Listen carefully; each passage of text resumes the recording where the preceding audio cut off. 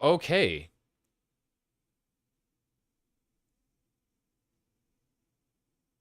Holy frick, bro.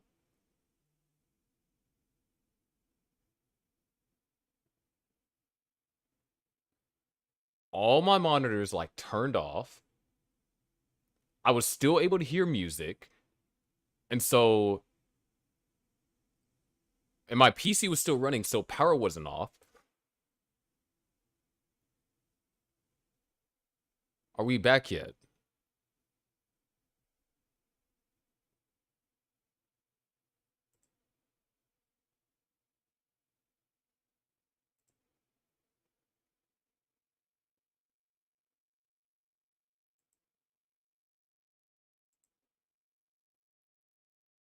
Dude.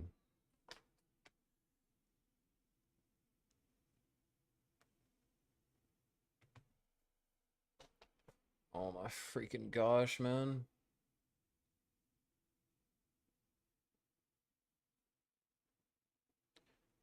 The recording for that might have just got screwed over. I'm glad it happened during intermission or like in between games.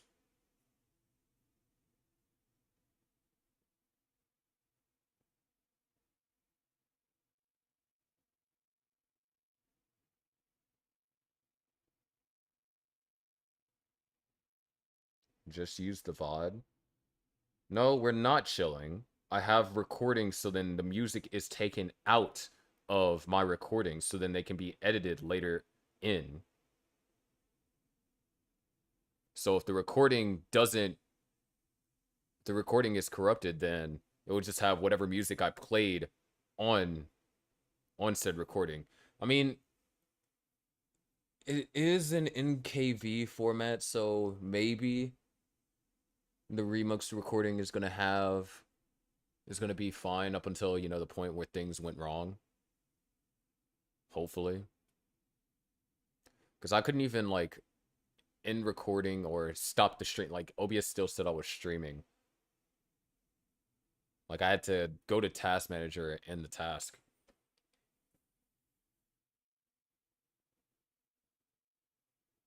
Probably gonna reset my computer after this stream.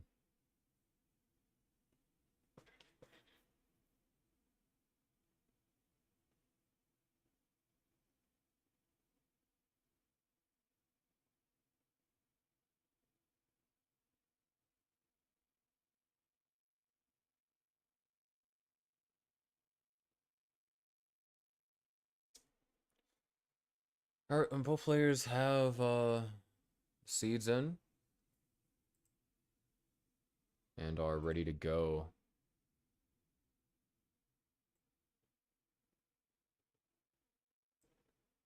Dude, I'm just so concerned like what it did to my stuff, because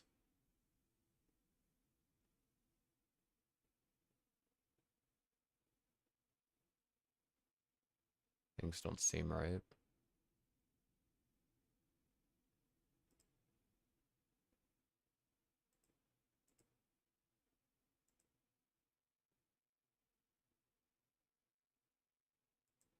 Alright, we do have ready from both players. Wait,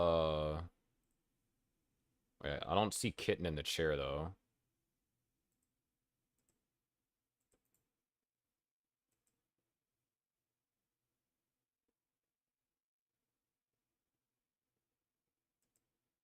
So, oh no.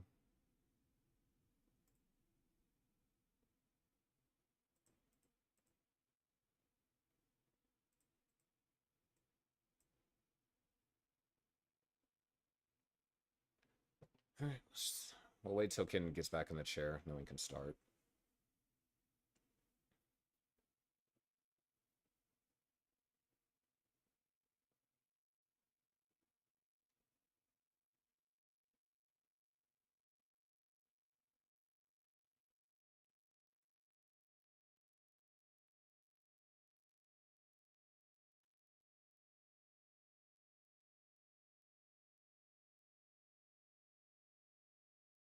Alright, looks like Kitten's back. So, Toby, when you're ready up again, we're good.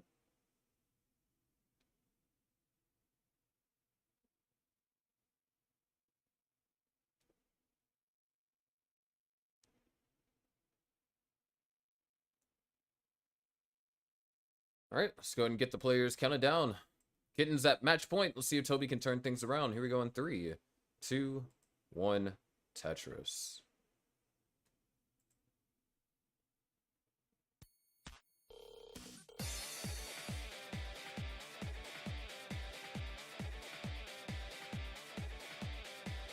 Kitten already with a misdrop on the 3rd piece.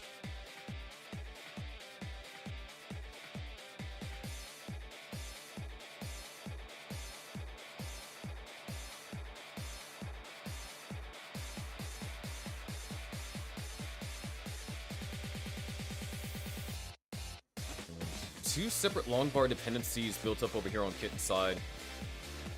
Fills in one of them, but was an awkward one to fill in. And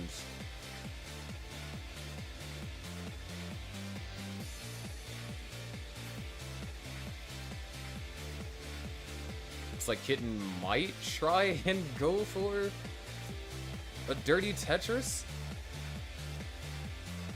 Yeah, Kitten's going for the dirty Tetris. For a moment, I couldn't discern what the objective of this upstack was, but it seems that Kitten is able to get on the board.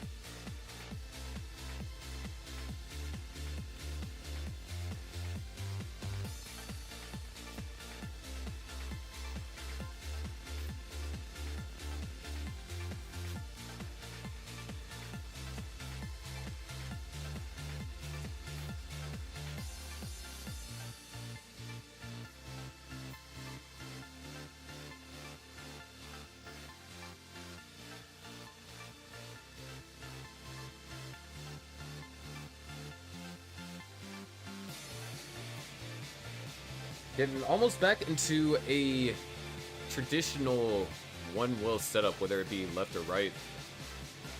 But might decide to go for this column 2, which is a bit on the more difficult side to maintain. And that's exactly why. Toby at 213, really taking advantage of Kitten's plight.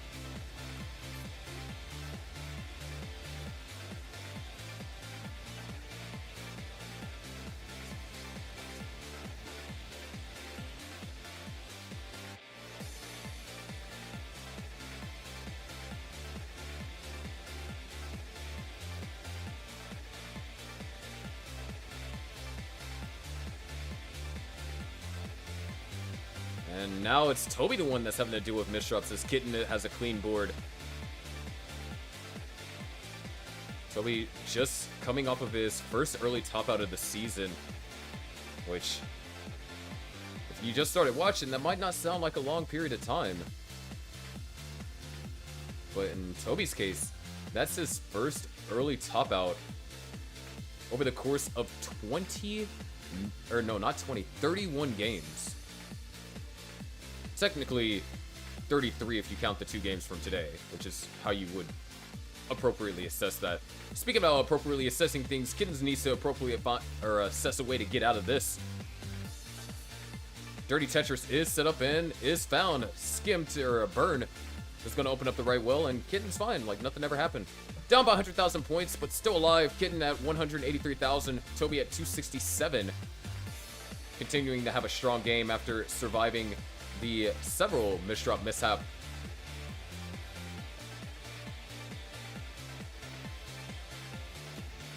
And in all seriousness, sometimes it's just hard for me to appropriately commentate what's going on Kitten's side. It's because I'm not entirely sure what is being done sometimes. Very smart burns though, right there. However, the board isn't going to be chopped down.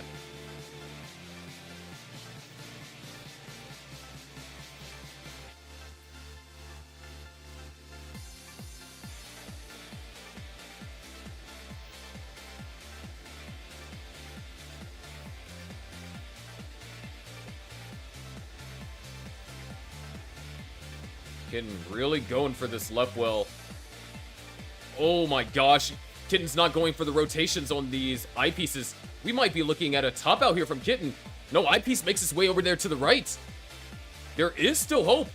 Kitten's gonna open up the well, sets up the delay burn, gets the eyepiece over, knocks down the Tetris, and is set up for another dirty left well Tetris. And knocks that down. Absolutely ridiculous survival.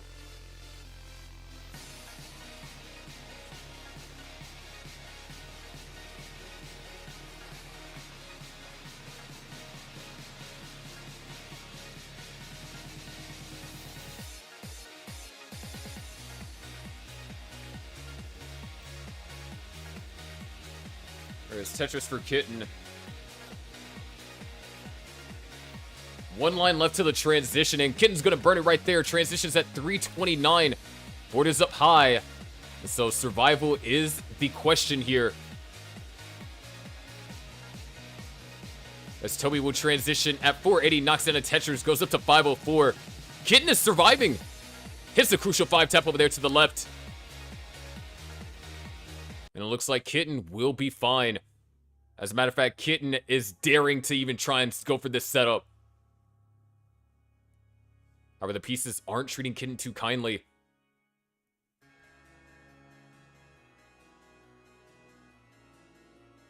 Kitten needs this J piece. Whoa, gets that piece over, finds a clutch J piece. This survival is insane. And there it is, 30 Tetris for Kitten. You can't make that survival up. We're seeing a ton of these crazy plays by these players here in Gauntlet this super week. And just like that, Kitten is down to the bottom and back into scoring position. 419 for Kitten, 589 for Toby. Truly unreal survival.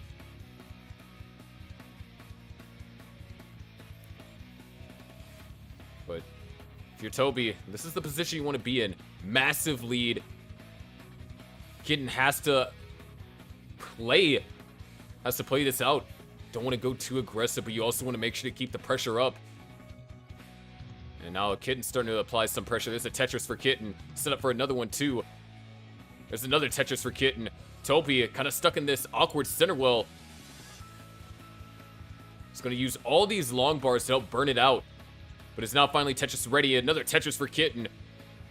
546, closing the gap. Another Tetris for Kitten. 578, but Kitten is ahead in lines. I mean, spent a couple of levels up at the top, so it's understandable. But it's closed the gap for the real-time lead. There's another Tetris for Toby. Back up to 100,000 point lead. Kitten throwing pieces over to the left. I swear, Kitten, if you go for this Tetris, Kitten's going for it. And gets the Tetris! No way! But that's going to seal the deal. Kitten's going to top out at 612. Toby keeps hope alive here in game number 3.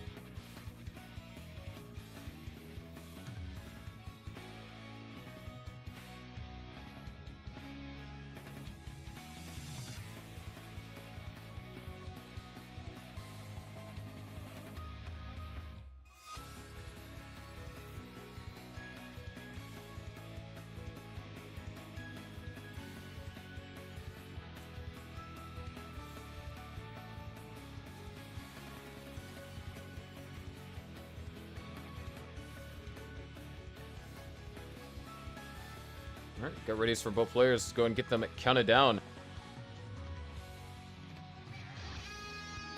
We go in 3, 2, 1. Tetris.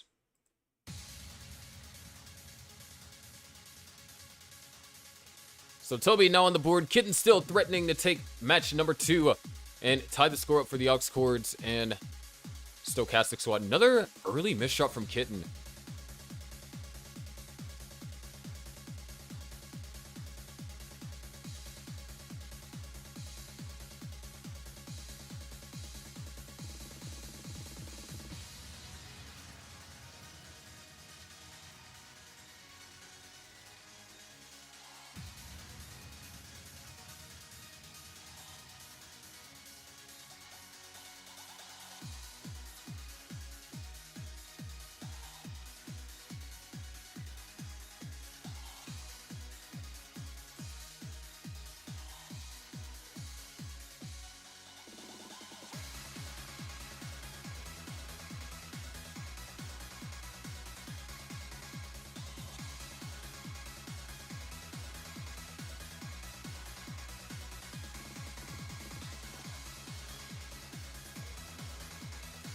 Start the game, both players now with clean stacks. Toby, 120. Kitten at 76,000. A little bit of early game mishap. Nothing like what we saw in the last game.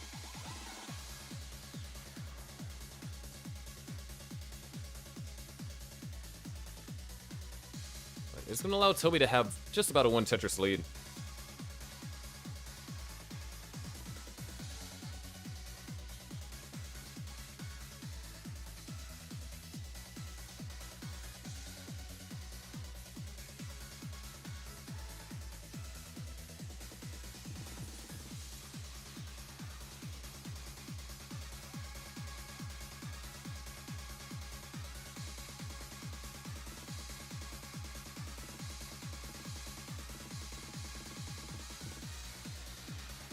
Toby, long bar dependency in column 4. So we're gonna be at a tie game situation. Kitten going for a row 2. If anything, what you've seen today is to go by, you should not be surprised. As a matter of fact, Kitten going for a row 2 Tetris is on the tame side of things.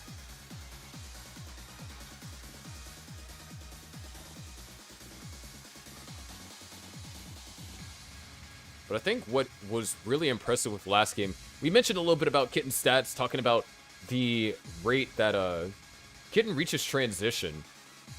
And Kitten, like I said earlier, Kitten has a true transition rate of 85%. That's actually going to be higher when we add the match between him and Cole. And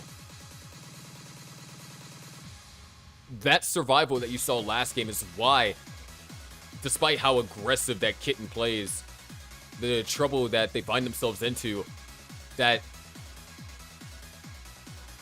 true transition rate is just indicative of, or rather, the survival just kind of proves the true transition rate. Speaking about survival, both players are in some danger. Toby with the clean will, and decided not to S-flat there. Wait, not going for the S-flat there. Dirty Tetris for Toby. Kitten's turn now to survive. Can we see another miracle survival? Eyepiece makes it over there to the right. And, this is not looking good. Kitten has another early top, or a early top out. We are going to a decider. May or may not have been jinxed.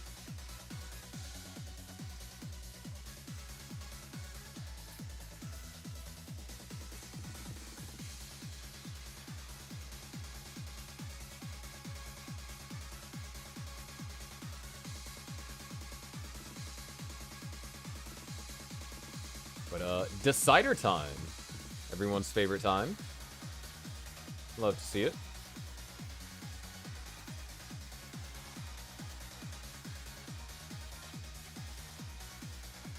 Players are ready. Yep, that's your first early top out all season, all season. I'm telling you, man, when it comes to Gauntlet, you kind of throw down. I mean, you're 5-2 for a reason. And we are about to head into game number 5, the decider. Let's go ahead and get them counted down. Here we go in 3, 2, 1, Tetris. There we go.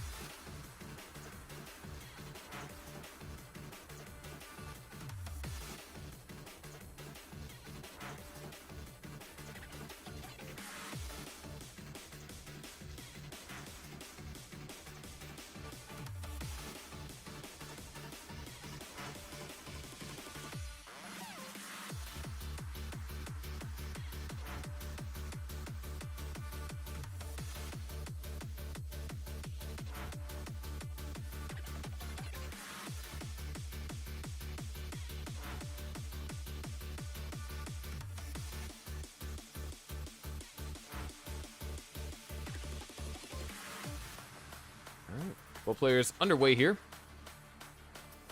Kitten going to be able to have an early lead. It's just able to utilize the last long bar, and Toby could not. And looks like we're back in Drought City.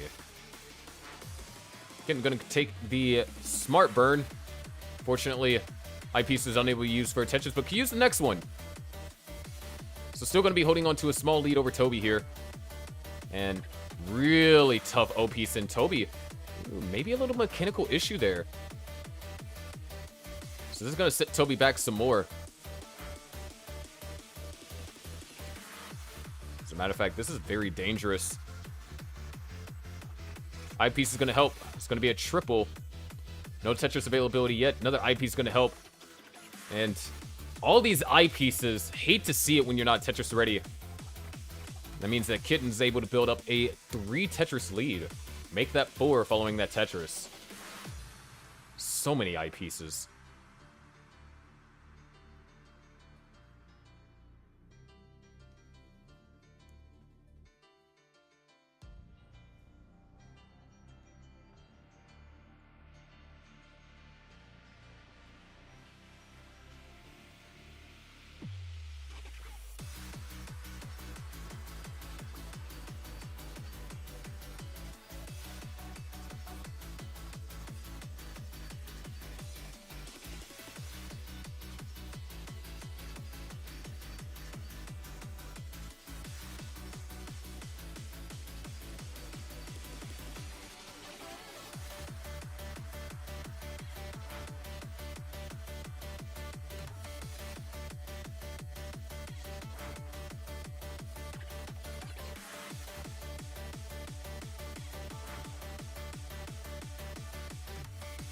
$287 for Kitten, 148 for Toby. Still struggling to get something going here in the decider.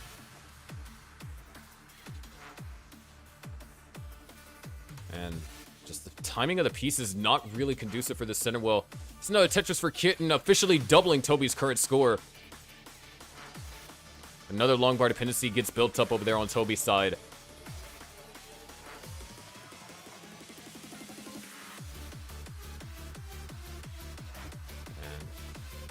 Again, this is just not really great for Toby. Not only have the long bars now becoming a bit more sparse than what we saw. Oh no. Toby not going to go for the J-spin there. Goes for the tuck. Now needs an L or a J. Kitten also in a little bit of danger too.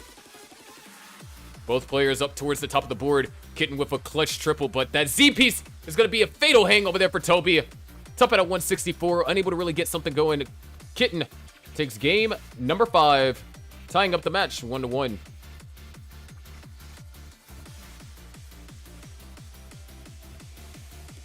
With that being said, our next match featuring Firedox and Jordan will be underway shortly. So don't go anywhere. We will be right back. Oh, wait, hold on. We need this for stats.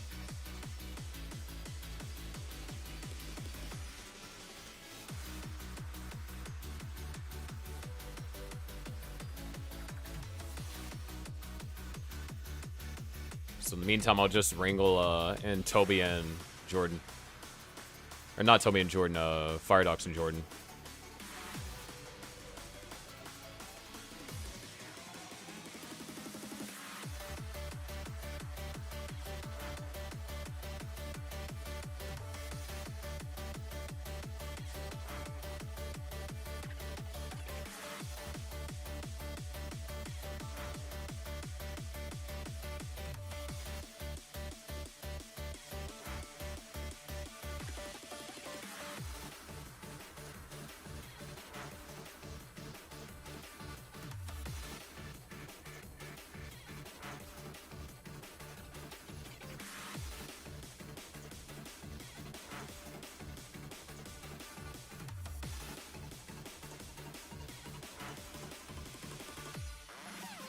Well, you guys get to see a little bit of behind the scenes of me operating the scene stuff.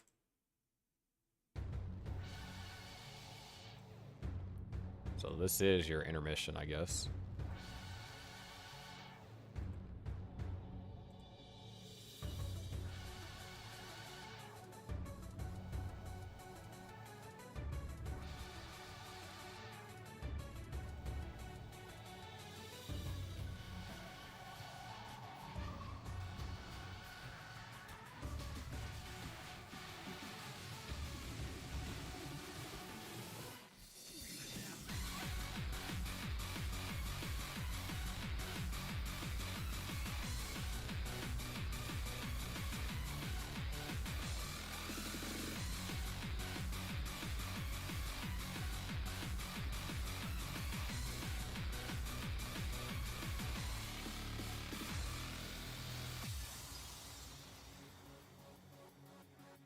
I'll just hide the main board for now, so people don't get confused. I'll see what Ken turns this game into.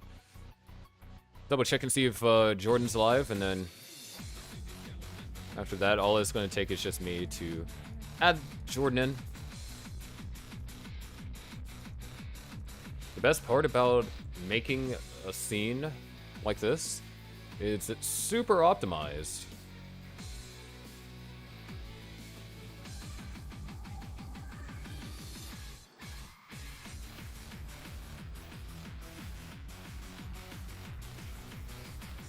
And so it's not going to take nearly any work for me to change it. Kind of like the file that I used to sweet Jordan is live. Kind of like the file I used to create assets, because all these all the assets that you see, like for the overlays and stuff, they're unique. It's not like something that I plug into a like an asset generator or something like that. I have to create assets for these matches for every single match. The only thing I don't have to create is like the names after they've been created and stuff like that. But like the layout, the intermission screen information, and the host camera screen, I have to create those every single time. And I spent 6 hours on the Photoshop file for this layout that you see right now. And it was for the sake of optimizing it to such a point to where every single element that you see can be customized to its necessary element for whatever match it is, and can be created in less than 2 minutes. Like, yeah, 6 hours putting together the file might have seemed like a lot, but when you consider how much time I save instead of having to like re-customize every asset with the way that I do it, you know, I'd say those 6 hours were worth it. Alright, that's enough about me flexing about my stuff. Alright, congrats, Kitten. See you in your next match in Gauntlet, whenever that is.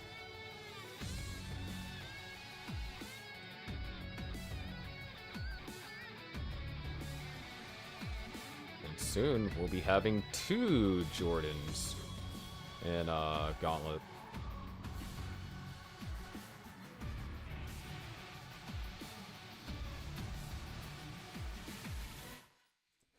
Alright, Firedox and Jordan, if you want SPS, please let me know now.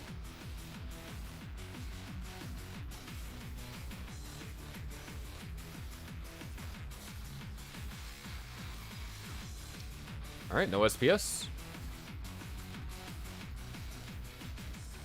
Should be interesting.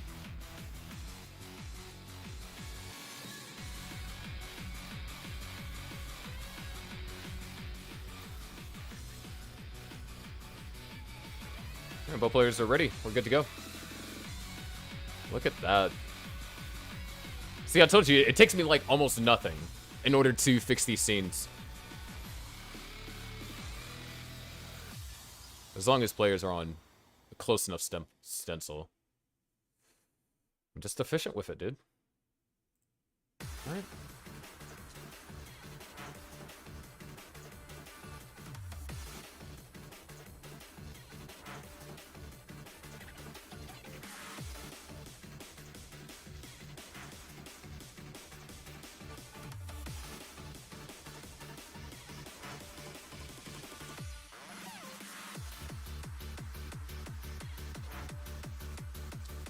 Alright, both players are ready. Let's go ahead and get them counted down.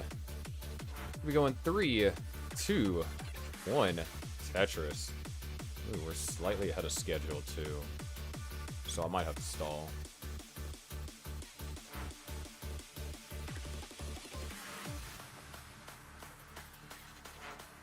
But, we do now have both players underway.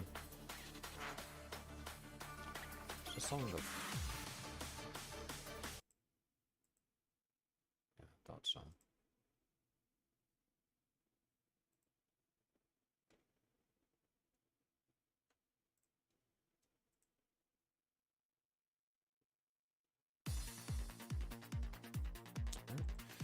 Should be good. Starting off, both players dealing with their respective issues. Jordan has been able to find 2 Tetrises. Firedox has only gotten 1 on the board and is in the midst of down stacking. You can see he's not too happy. Able to get a piece over there to the left. If that eyepiece hung, that would have been fatal. Or definitely would not be comfortable with the board state that he's currently in. Now a long bar needs to come over here to the right-hand side. An L piece can work for a burn as well.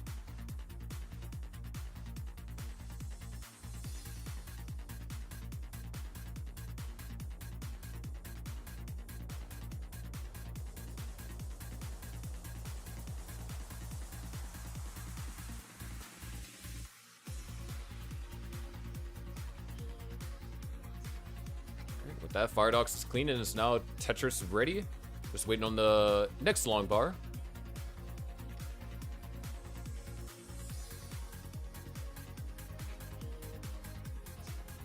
Here's Tetris for Firedox. 76,000 to now 113.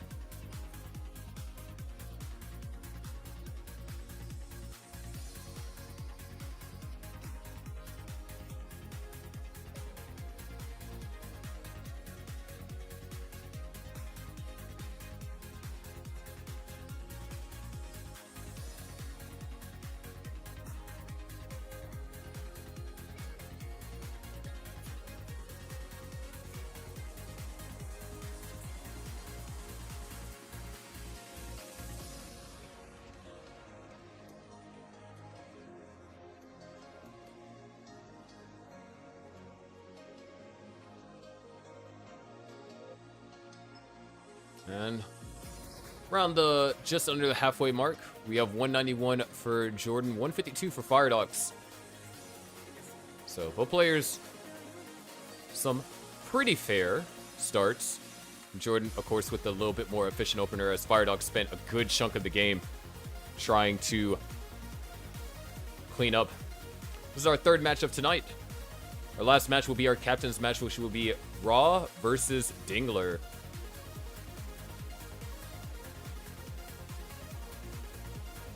If it goes to a sudden death, we're going to be doing the best of 1 featuring the captains.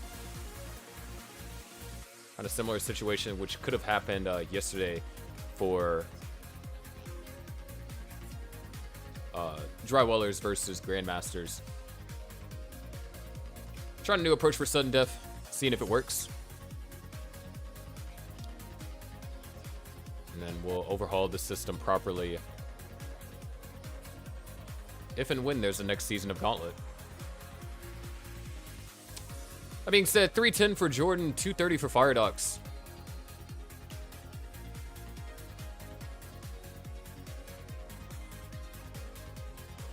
Usually the match schedule that has which player is playing at what time is seen in like the intermission scenes.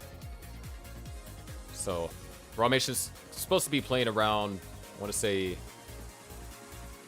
7:20-ish p.m. Central. That's when Ramesh has availability. Nice dirty Tetris over there from Firedox.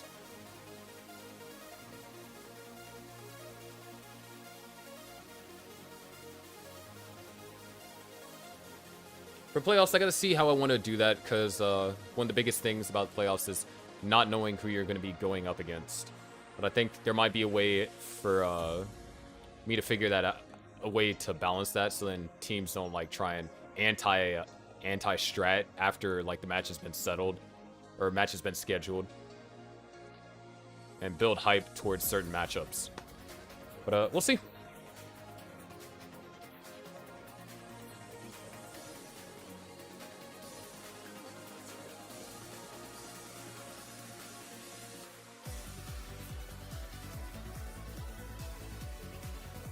$457 for Jordan, $290 for Firedox. Just really having a suffer game, and might be suffering more than just pace. Does get some good pieces.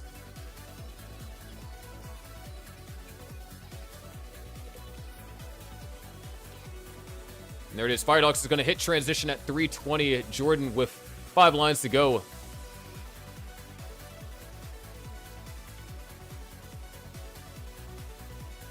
And a triple and a Tetris takes us into the level 19 transition. 533 for Jordan. And 370 for Firedox. Firedox got his work cut out for him as he's down by 160,000 points. And, ooh, interesting burn there. Able to keep the board Tetris ready, but also bring it down if needed. No freaking way, dude.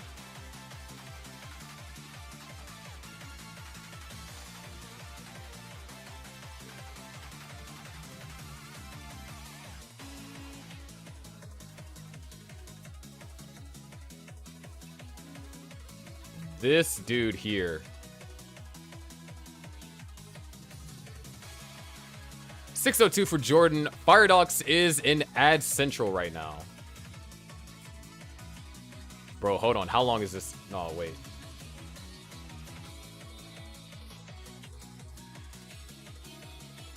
A full 2 minutes of ads? What do you mean? Okay.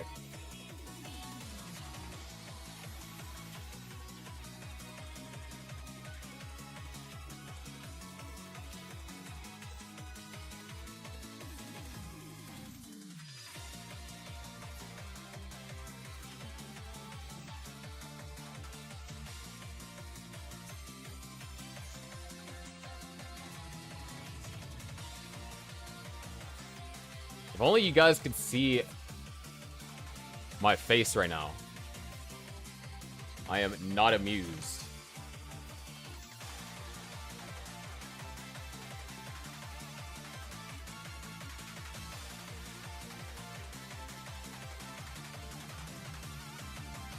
Alright, there it is. Firedox has topped out at 438. Jordan is good. Thank you for staying on the top out screen for our stat takers and such. Bro, that was awful.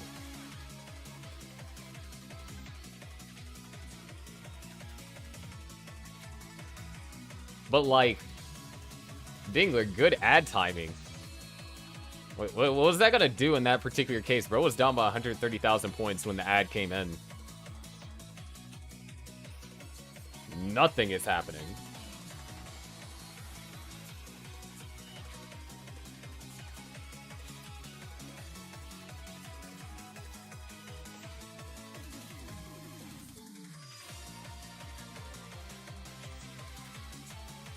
All right, both players are ready. Let's go ahead and get them counted down. Here we go in 3, 2, 1, Tetris.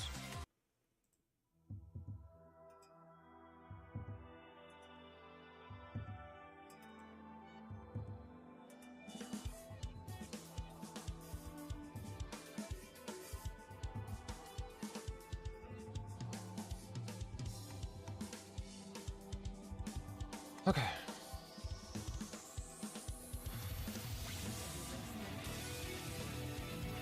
You can splice during the ad and no one can tell.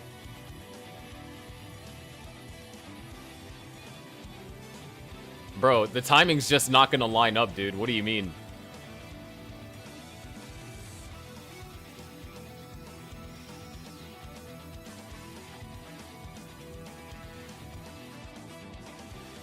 Because it's not even SPS.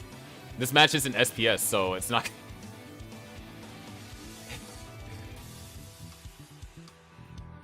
There's so many things that could be different if you're trying to splice a non-SPS game. Bro is actually just waffling, dude.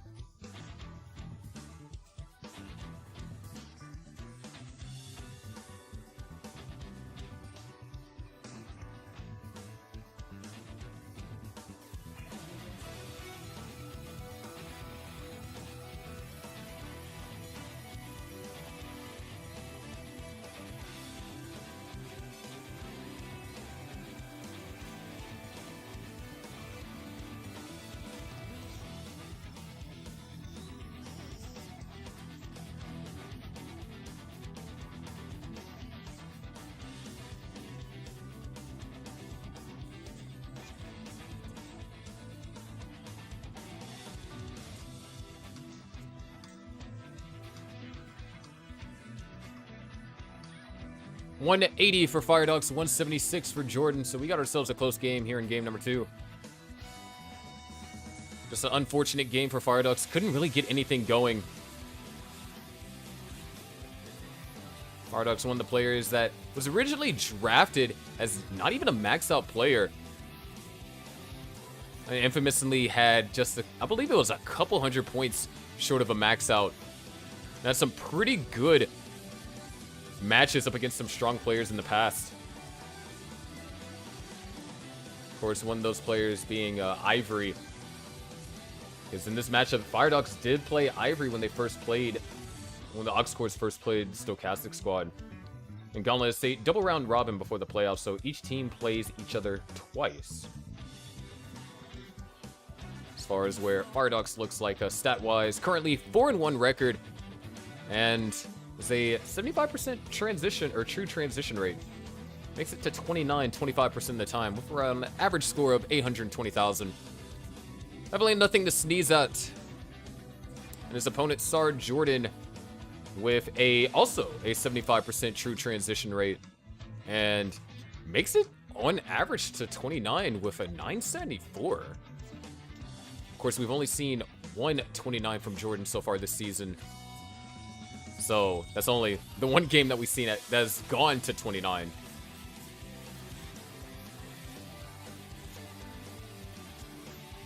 But so it's a bit of a, you know, two-way stat. You can take it as like, oh, Jordan's capable of getting basically almost a max every time 29 is reached. And then you can also take it as, well, 29 hasn't been reached that often. So, I don't know.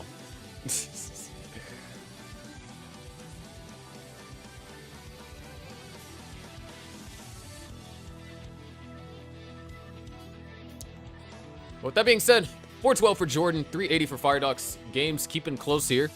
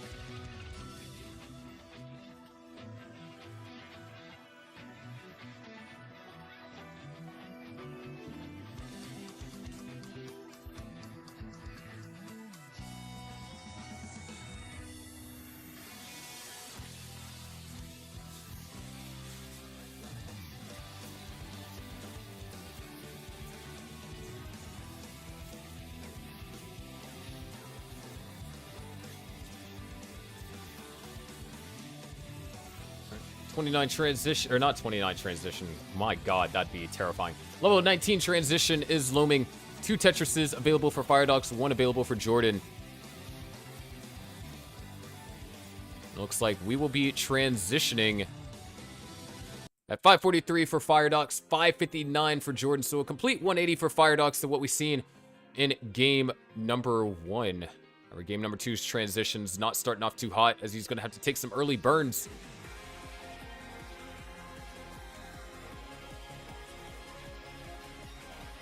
There's Tetris for Jordan, goes up to 589. And, ooh, not able to get that piece all the way over to the left, so it's going to bring the stack down. So might be an opportunity for Firedogs. Great tugs over here being executed on Jordan's part. Firedogs not in a position to score for Tetrises. He's bringing the stack all the way down to the bottom, basically resetting from ground zero. Meaning that that entire situation what Jordan encountered is going to be completely negated just by the sheer amount of lines that Firedogs was being forced to burn and unable to score with. And Jordan needs an eyepiece, and he needs it now. Hits a quick tap. Can't get the eyepiece over. 599 top out for Jordan. Firedogs needs 600,000. There's a 599, 615. Firedogs ties up the set 1-1.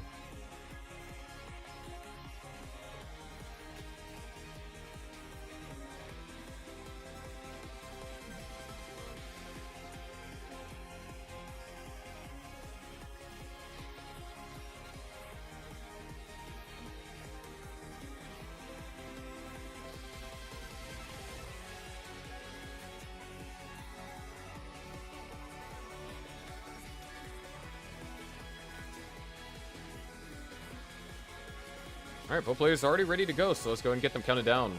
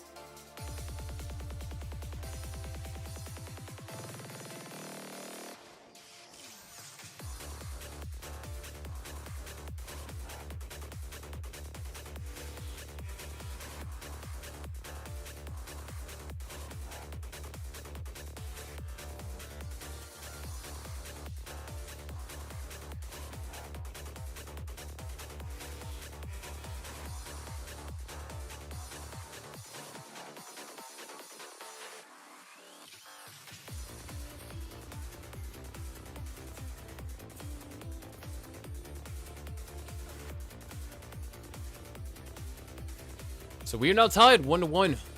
First 20 lines in, and Jordan once again with the early lead.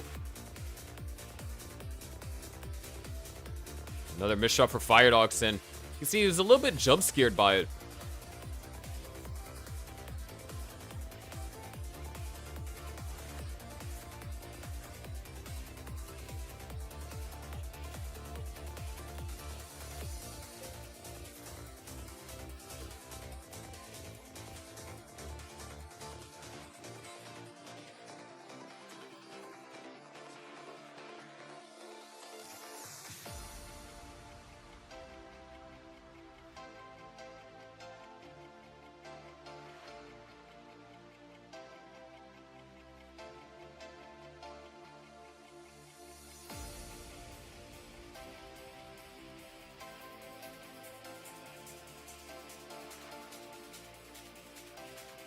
Alright, so as far as openers go, Jordan with almost a 100,000 point lead over Firedox. But Firedox now starting to score Tetrises pretty regularly.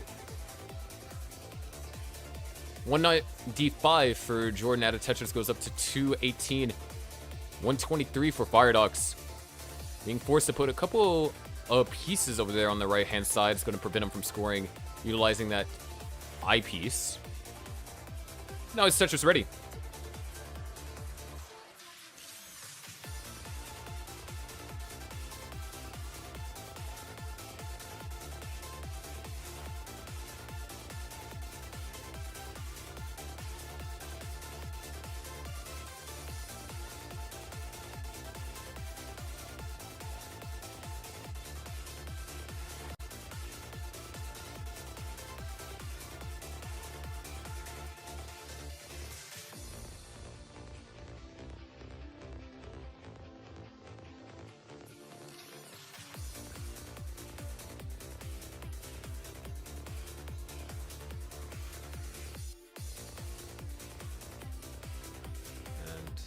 Jordan still holding on to this 100,000 point lead.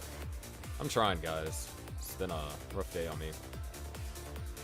222 now for Firedox, 335 for Jordan.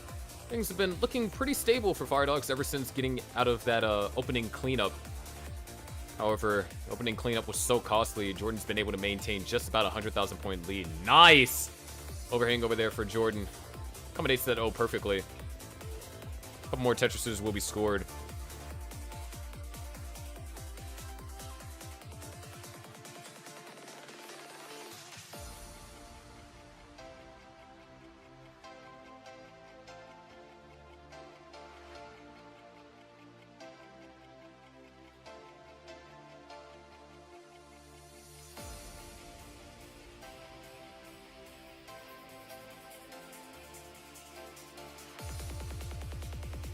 $317 now for Firedox, $429 for Jordan.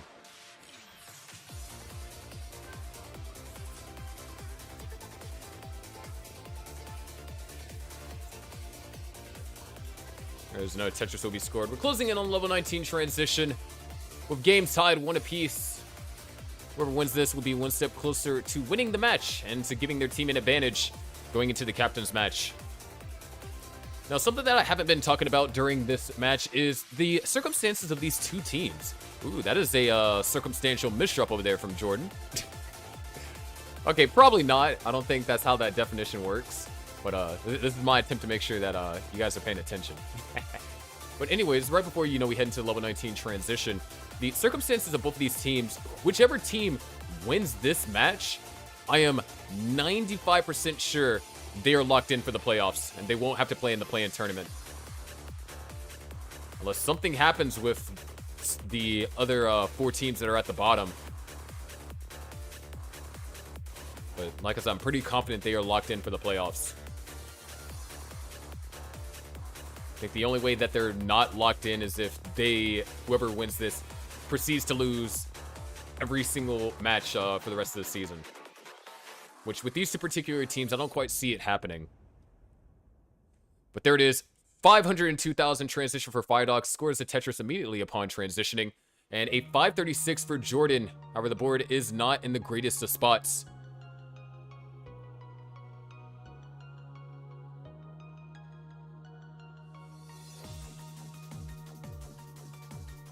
Great burns so far. Eyepiece would be helpful here. Oh, I guess I manifested that one. Jordan's back down to the bottom and clean and ready for Tetris's. Firedox, with only an 8,000 point lead, sets up a Vitz probably on accident and decided not to fill it in. I know Jasmine is seething at that.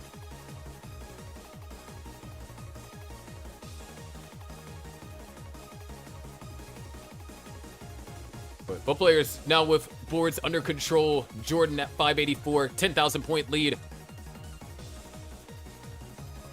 And that's 2 long bars that Firedox couldn't use for a Tetris, but the third was the lucky charm.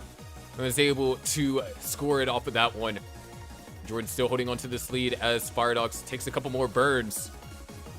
Another Tetris over there for Jordan.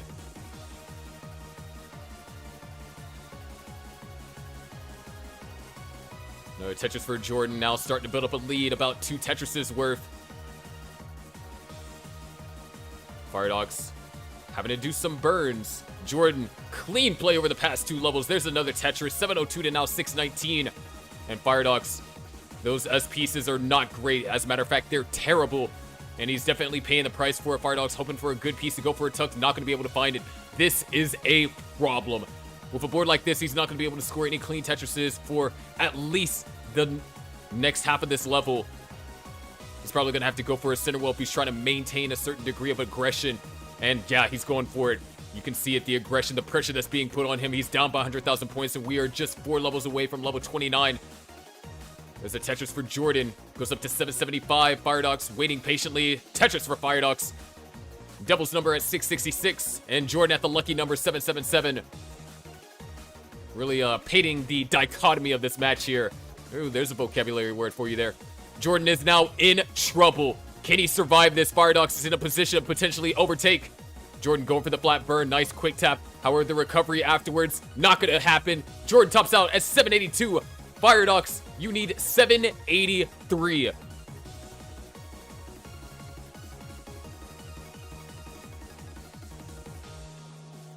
But oh, this board state for Firedox is looking rough too. And that hang is going to do it. Jordan clutches out game number 3 as Firedox fails the chase down.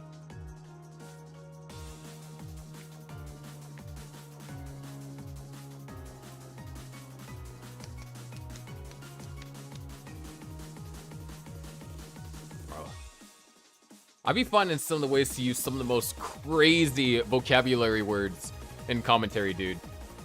Like, what other commentator is going to say the dichotomy is on display here? Like, what? No, I might be stroking my own ego there, but it just felt like natural. Of course, we all remember the 2023 topography incident.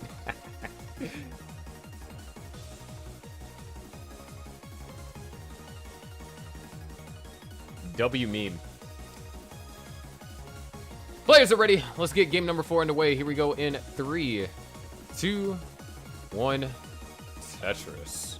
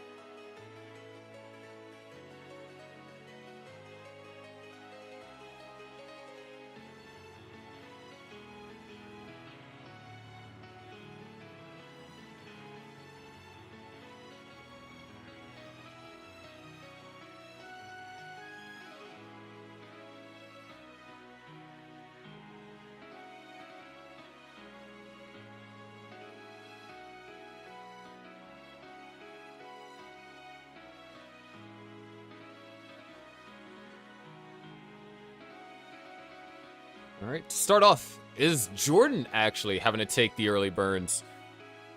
Throughout the majority of this match, it has been Firedox that has been experiencing this early trouble at the beginning of 18. And even though Jordan has been able to get out of it really quickly, it's the first time that we've seen Jordan being forced into burns. And that's kind of the double-edged sword that you play with when you decide not to go with same piece sets. Because Firedox already has 16 bars, Jordan is sitting at 7. And ooh, that's an early shift for Jordan. But he's able to survive. Going to use a T-piece followed by the I-piece, clean things up. And it's like nothing ever happened. Wow, 2 long bars Firedox was unable to use. Ooh, good burn setup. That's going to bring us back into tie game territory.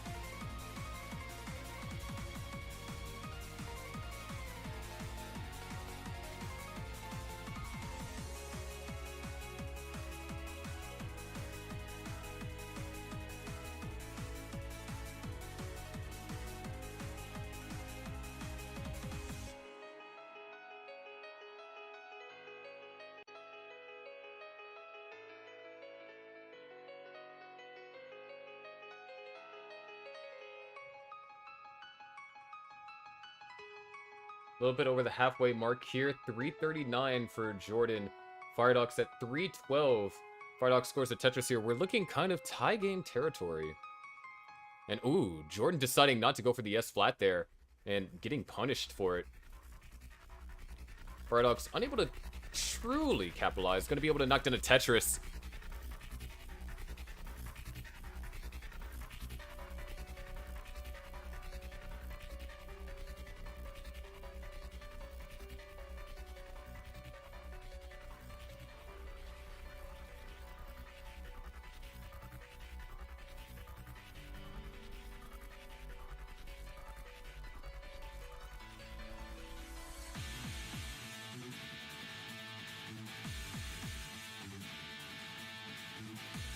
There's Tetris over there for Jordan. 414 to now 408.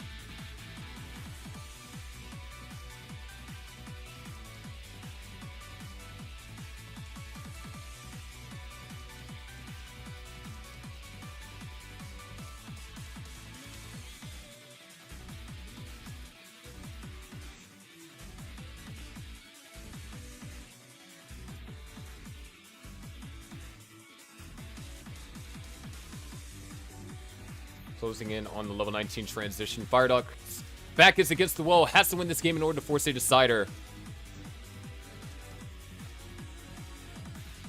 And ooh, interesting placement right there for Jordan. Kind of curious to see if it works out. All right, the pieces fall, and they fall correctly. Jordan going to take a few more burns. So Firedox in a position to increase the lead. We're kind of forced to go for these burns. That timing of the eyepiece was not great. And you can see he's not liking it.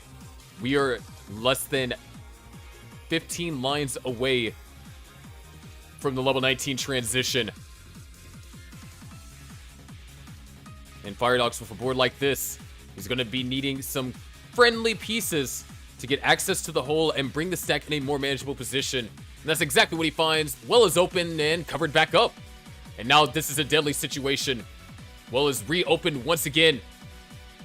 Firedox gets the long bar over. Tetris for Firedox goes up to a 5-on-1 transition. Jordan at 530. Clean, pristine, and ready to be a scoring machine as he's Tetris ready and waiting for the next long bar. Firedox, on the other hand, trying to get clean from this. He's in a dire strait. He has to get that piece over to the left. He has to get some piece over to the left. Unable to do so. Firedox tops it at 507.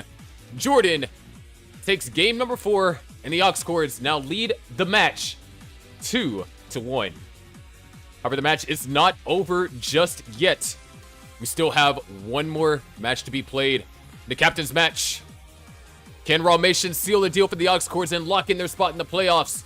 Or is Dingler gonna force a sudden death situation, where in this case, the captains play one more game, a best of one, to decide who takes it all? Don't go anywhere. We will be right back.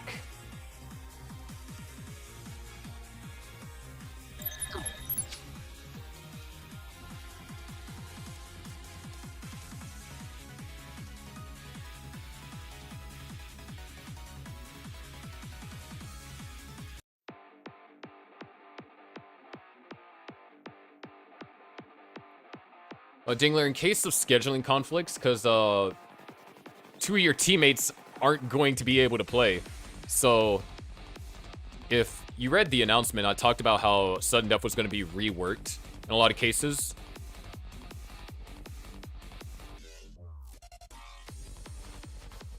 Because, yes, it's a unique and novel idea, but that requires players to potentially come in even 2 hours after their match. So in the case where all players are not available, or the players that would be in sudden death is not available, then it will just be a best of one between the captains. So even more monkas than it usually is. But on the bright side, same piece sets is required. So unlike in prior sudden death iterations, it was normally played with no same piece sets. Stuff about the line cap means? Not experiencing with that now. But for example, there might be like, you'd have to play floor instead of traditional double kill screen or a halt at, a certain level. It's something that will probably be implemented next season. So then being the home team has this advantage. But I mean, I feel like it's something that's underutilized. We have all these different line caps, and it's just never used because the standard is typically 39 super kill screen.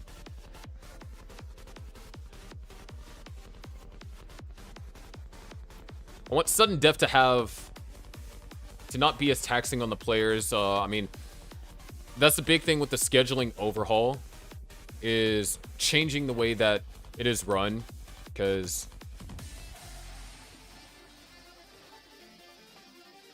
a lot of things were reliant on Ivory making things happen the past last season and the early chunk of this season. She has more work to do in IRL, which means that scheduling has to be done by me. And while normally I would be able to remember everyone's availabilities, with all the stuff that I do, it's easy for it to get lost in my memory. And with the new scheduling system, I'm able to kind of construct things in a way to where I set aside my availability and I see everyone else's availability and kind of like visually be able to put matches together. If that makes sense. All right.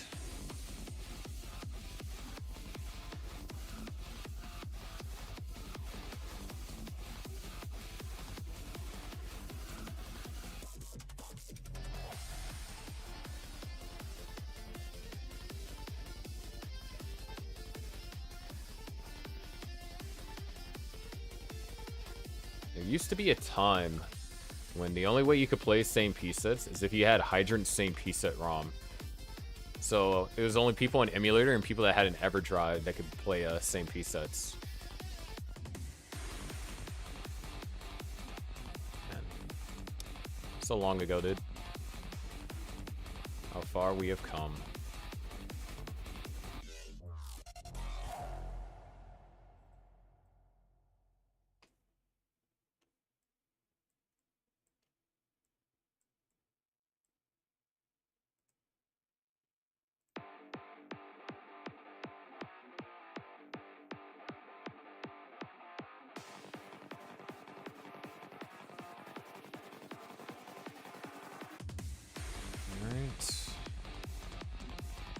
Scoot on that end.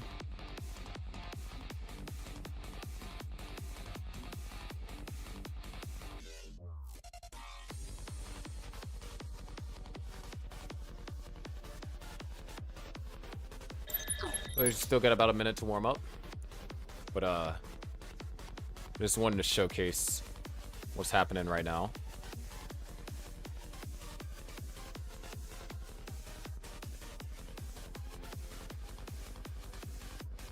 $700K on post transition trainer. Kind of freaking wild, dude.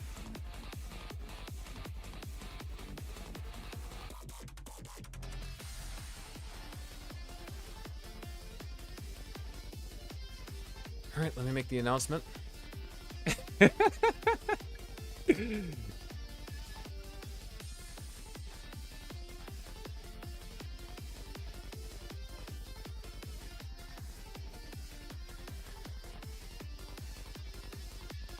almost pinged the wrong roll.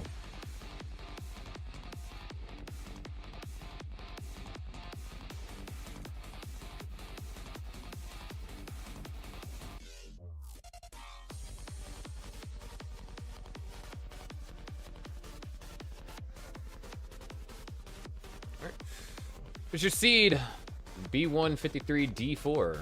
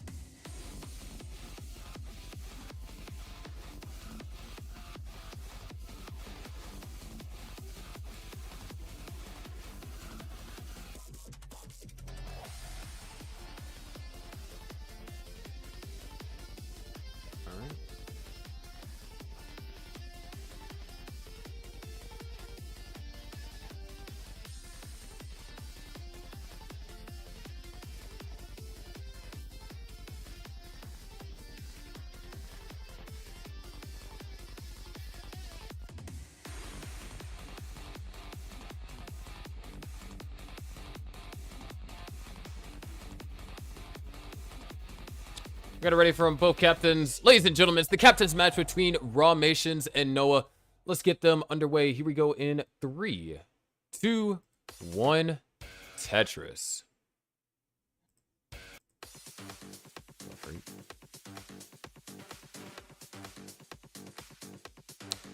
So this is a very important match. Raw Mation winning this locks the Aux Cords in for the playoffs.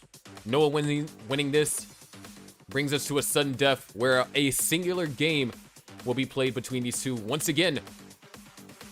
And that game will determine which team comes out on top. Which will be a bit interesting for our stats there. But of course, it's not all that's at stake.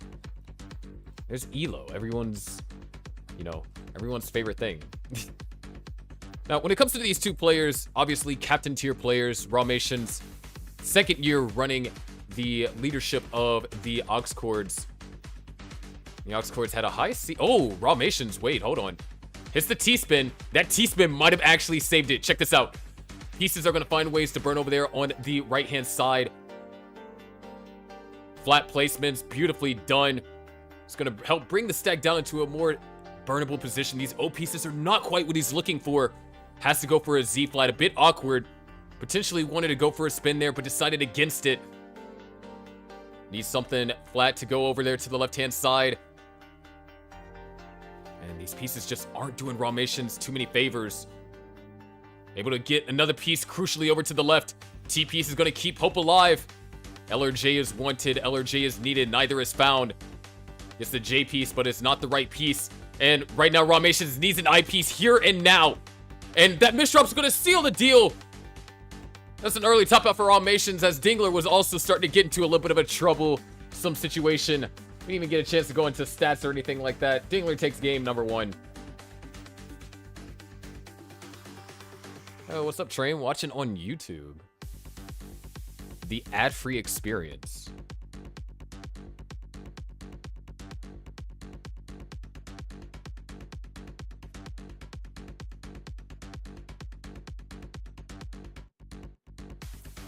What do you mean, what are these pieces? It is Gauntlet. What do you expect?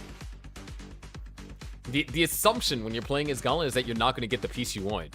That's the assumption.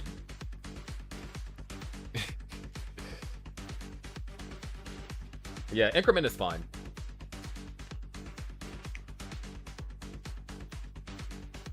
It's going pretty well, Train. And our 4th match of commentary tonight. Between the captains of the 2 teams.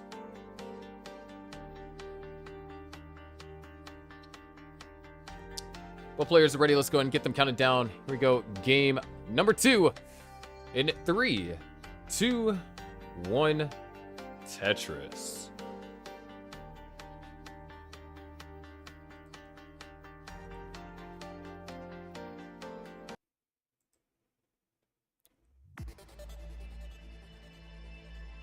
All that's needed is a bit of a reset. Ramations almost had everything needed to get out of that situation. He got the T-spin. That helped set things up. And there's the Vits from Noah.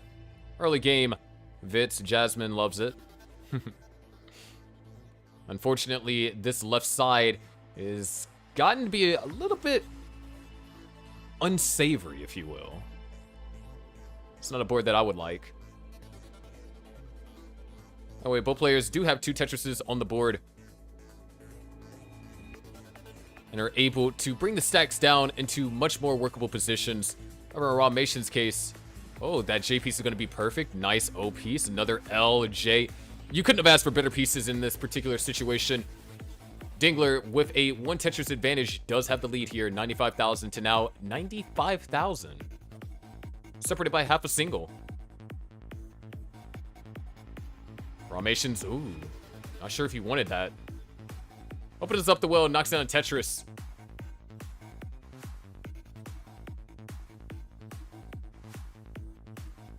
And both players keeping it close here in the beginning.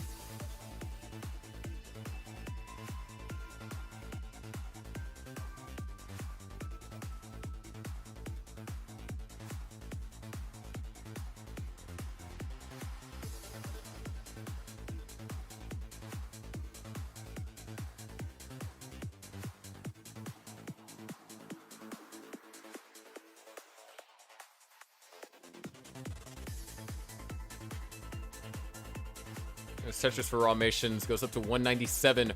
2-9 now for Noah. Noah actually not in a position to score.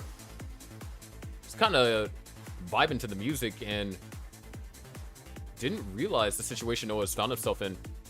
It's not a dangerous position by no means, but that massive gap on the right-hand side, Noah's not going to be able to score anything for a hot minute. But not scoring anything for a hot minute doesn't quite matter if neither player is getting a long bar. Because now a long bar is needed here for Ramations. Poor timing. Once again, poor timing on these bars. Ooh, I love this setup from Ramations, though. Incredibly clever. Dude, there is no bar.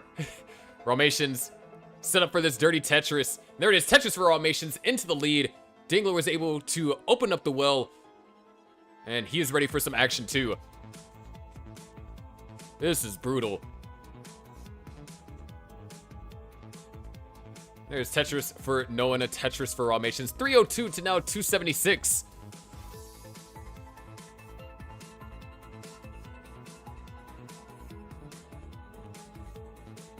Players are pretty even in score. Noah now having to go for a dirty left well. And decided against it, it appears. Just gonna go back to being clean. And you can see he's not quite happy with that. Oh, nice little overhang right there. Definitely been on his puzzles.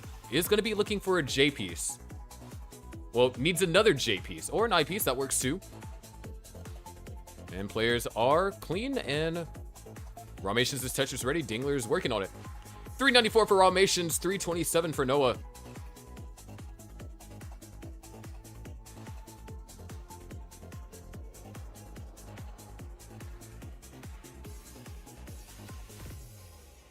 There you go, 440 to now 350. Closing in on level 19 transition.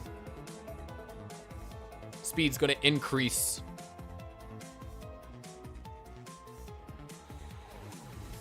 That'll be one of our speed increases, or at least one of our playable speed increases. We would have two more after that. Or one more playable and a third speed increase that is not too playable. Might be able to get some lines, maybe in a level 40 if your name is Alex T. Which is neither of these players. Tetris for Ramations and a Tetris for Noah, but that hole in column 5 is going to prevent Noah from scoring another Tetris until it is addressed. And it got addressed with pretty quick speed and rather good finesse, if I do say so myself. All right, the level 19 transition will be inbound. Ramations looking to grab one more Tetris. And there it is. 40-bar transition. Ramations transitions at 5:03. Dingler still has a little bit of ways to go. There's another Tetris for Ramations. And another Tetris for Ramations. Dingler's holding out. Not liking this. Having to take the burns. And yes, sir. He's facing that same drought. The same complications. Trying to avoid covering up the well. Trying to keep it open for as long as possible. And Noah's going to transition at 482. He's set up for multiple Tetrises, but covers up the well, reopens it just in time. There's another Tetris for Noah, 509. However, he's not Tetris ready, so he uses one of those long bars to fill in the dependency, and the other to score a Tetris. 534 now for Noah, 633 for Ramations, who is now long bar dependent column 5, but gets it immediately filled in, uses both long bars to fill in the right-hand side. And it looks like both players are now in Tetris scoring position. Noah had to use a couple of long bars to fill in long bar dependencies. But it looks like from this point forward, it should be smooth sailing relatively. 691 for Ramations, 569 for Noah. Or Tetris over there from Noah. Noah is behind by a level and a half. That is something we do got to keep in mind. So, although Ramations does have the real-time lead, the pace lead still going to be a lot closer than what it seems. Another Tetris for Noah goes up to 624. Another Tetris for Noah goes up to 652. However, Ramations starting to bite back. A Tetris for Ramations, 782 to now 682. 100,000 points separating them and about a level in between. Meaning that once we start getting into those later levels here in the post-transition, 3 Tetrises is all that Noah needs. So in terms of pace, we're actually neck and neck. Noah's going to knock down another Tetris. Is J-piece dependent. Gets an I-piece followed by a J-piece. And this is going to set Noah back a couple of lines, meaning that's lines that Ramations can use to score, and he does so, scoring that Tetris 849 to now 714. Noah, nice, hits the spin, gets set up for the dirty Tetris, and then burns out of it immediately, not trying to risk it. But it's those risks that pay off, those risks that get you back into this game, because Ramations at 916 has gone into level 26. We're looking at 1.1 territory in the 29. There it is, Tetris for Ramations, goes up to 949. Love the delay burn, set up another Tetris, burns it out, Ramations with the clean board. There is Tetris for Noah, 825 for him, and interesting overhang set up by Noah. Not sure if it was intentional, maybe he wanted to go for a Vitz. Well, unfortunately, no Vitz is going to be executed there. There it is, Tetris for Noah. Ramations with the max, 824. No Tetris for Noah, and another Tetris for Ramations. One more remains until the level 19 or level 29 transition. And there it is. Rawmations goes into 29 at A96. Noah, 3 Tetrises possible. Another Tetris for Rawmations. Rawmations not able to hit the spin, so gonna be burning down here a bit in level 30. Noah knocks down a Tetris, one more available, and it looks like if Noah can get this last Tetris, he would be trailing Rawmations in pace by about a Tetris, and there it is, 29, here we go, A69 for Noah, C19 at level 31 for Rawmations. He's putting the pressure on, and he's putting the pressure on hard. There's another Tetris for Noah, goes up to B05, and another Tetris for Rawmations, goes up to C58, and another one for both players, C98 to now B46. However, Noah has some burning on his board to do, and Rawmations, beautiful adjustment into a Tetris, D40 for Rawmations, continuing to put the pressure, but hold on a second. Rawmations gonna have to slow down. He is able to hit it 5 tap, hits the level 29, or level 32 bits, and is now back into a cleaner position.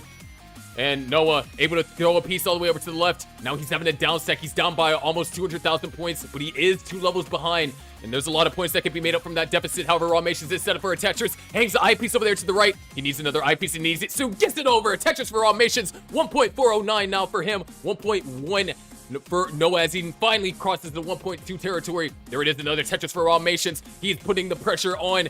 He's going to force Noah to have to start playing more aggressive. Another Tetris for Rawmations. That's FO1, and he's set up for another one. And there's another Tetris for Rawmations, 745. He is absolutely destroying the post-29 section of the game now. However, he's running into a slowdown, a couple of O pieces, and a roughly timed I piece. Going to cause him to do some burning following this Tetris. But we are looking at a rollover here going into level 37. Noah only at 1.2 here at level 35. He's got to go all in at this point if he wants to take this game. Noah right now trying to get set up for the Tetris. He's set up. Tetris ready. There it is. Tetris for Noah. Now at D55, Rawmations knocks out a Tetris. 3 more available. He does have the rollover, but I'm not sure how much he can afford. There's another Tetris for Noah. He's now at EO1. This is still possible for Noah, but he's going to have to get in scoring position soon. Rawmations trying to squeeze out as many more last second points as he can here. It looks like he's not going to be able to get a Tetris, but a couple more lines. Might that be enough? We'll have to see. There's another Tetris for Noah. 1.669 is what Noah needs. Noah gets pieces over to the left, gets more pieces over to the left, set up for the Tetris, knocks it down, FO6, but he needed to go perfect. He needed every single burn opportunity. And with the board getting out of control, despite Noah turning on the gas at the very end, is going to be too late. There's not much else that he can do. Rawmations with a rollover, 1.668, takes game number 2 and ties this up 1-1.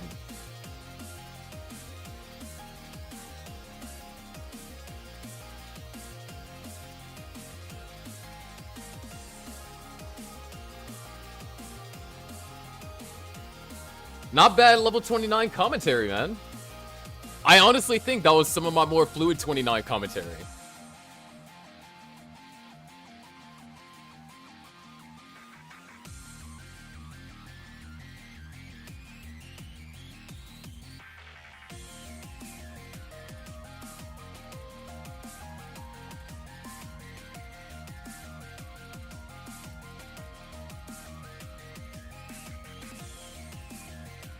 What do you mean, why is it so sweaty? There's a lot riding on this match. If Rawmation wins, this team's locked in for the playoffs. If Noah wins, the sudden death is forced. So now the stakes are up there.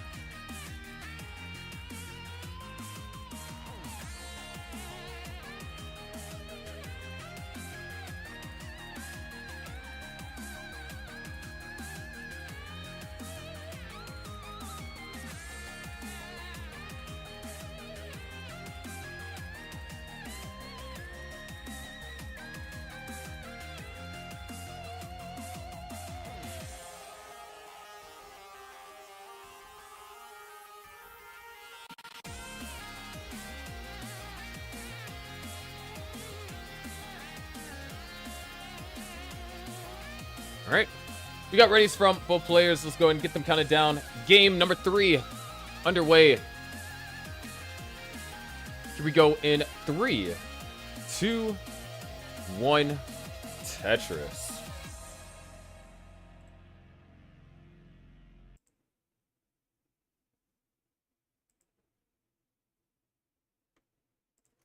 Beautiful game played over there from both of our players. Raw Nations held on to that advantage throughout majority of 18. Actually, when you really look back at it, Raw Nations didn't have that supreme of a lead going into 18. Even on 19, players were pretty even on the post-transition. Noah was only behind by a Tetris at the time whenever he reached the level 29 transition.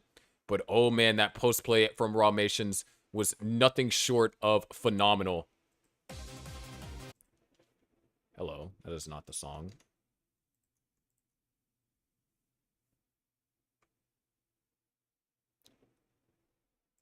Love when my music acts up. But what a way to bounce back for Raw Nations after having an early top out in game number 1. And comes back with a banger of a game in game number 2.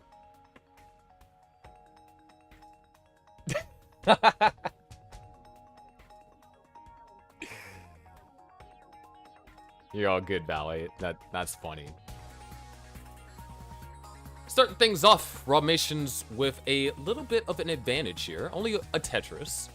But as we saw last game, about 2 Tetrises, even though they would have to be high-level Tetrises, was the difference. Players were pretty even when it came to the post-transition. But it just goes to show, Raw Nations is still going to be a threat.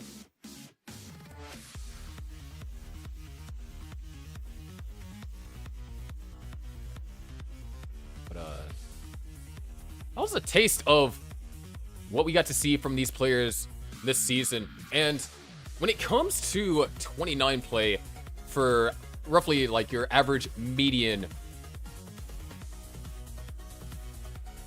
Wait, I don't even think I have this. Oh, yeah. When it comes to post-29 play, from all the stats that we have so far, these players are on pretty even wavelengths. The average post-29 play from Raw Nations is about 148,000, and the average for Dingler is 133,000. Now, obviously, what we just saw there blew those averages out the water, and whenever these stats do get implemented, it's going to definitely affect those. But it's definitely something that you can see that these players are very close, not even just in that particular metric, but in other things, like the average transition for both of these players. Dingler actually has the advantage in that, transitioning on average with around 1,050,000, while Raw Nations sits at around 1,011,000. As far as matchup goes, if you really want to take a deep dive into the stats, it's a very close matchup. And right now, the Stochastic Squad is looking to try and tie things up. They were able to defeat the Aux Cords the first time around, and it was due to some heroics by certain players that were able to play in that match. 387 for Raw Nations, 340 for Noah. We got some pretty well-paced games going on here.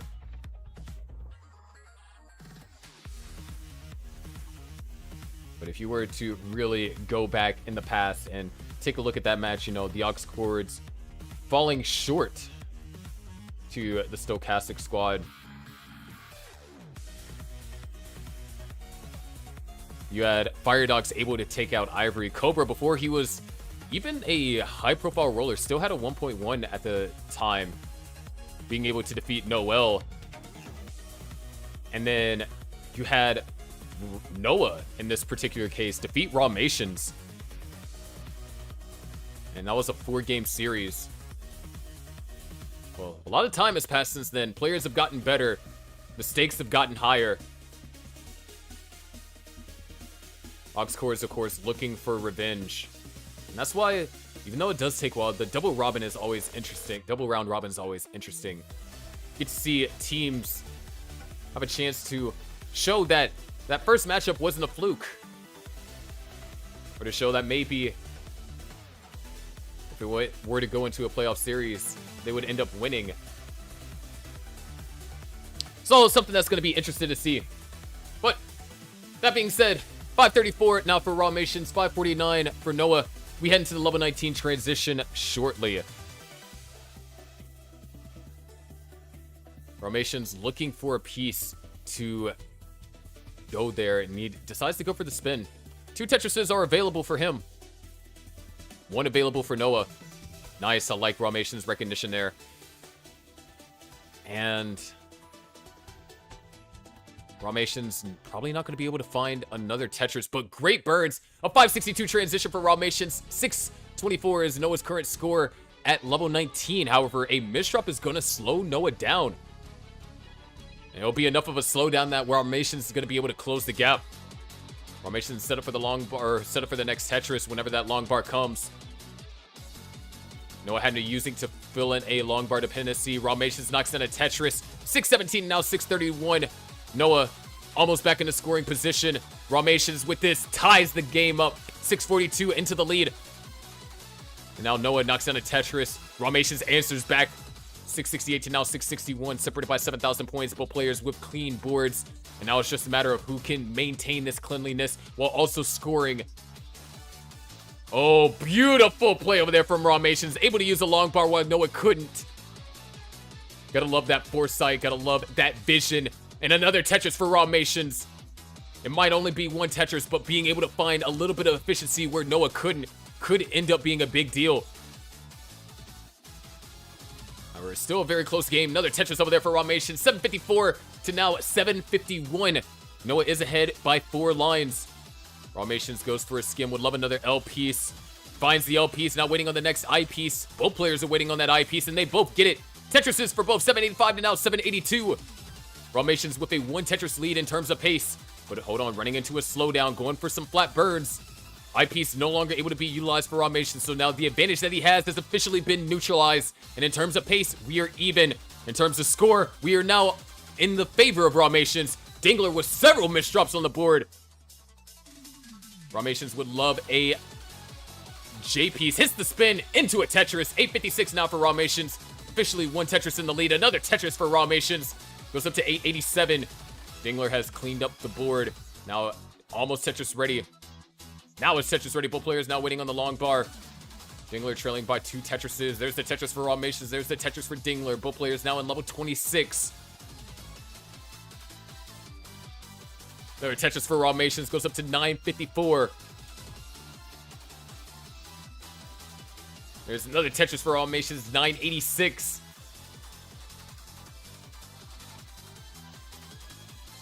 One more Tetris will give us the max for Rawmations. 2 will give us the max for Noah. Nice overhang for both players. Both players find the necessary piece needed to execute. And Dingler opts against going for the Tetris, instead filling in the long bar dependency. Very respectable as both players knock down Tetris. 996 now for Noah. 855 for Rawmations. He has already maxed out and he wants more points on top of that.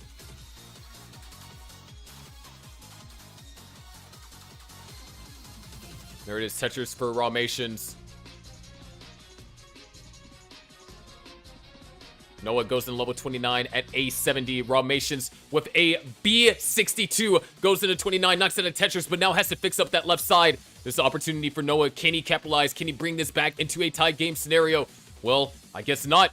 Rawmations is cleaned up just like that, and Noah was unable to utilize any of these eyepieces for Tetrises. Both players now on level 30. Rawmations is Tetris ready, knocks down a Tetris, but now has to deal with a small misdrop, and a small misdrop it is because he brings this board down to the bottom. Speaking about people that need to bring the board down to the bottom, that's what Noah's main objective is at this point in time.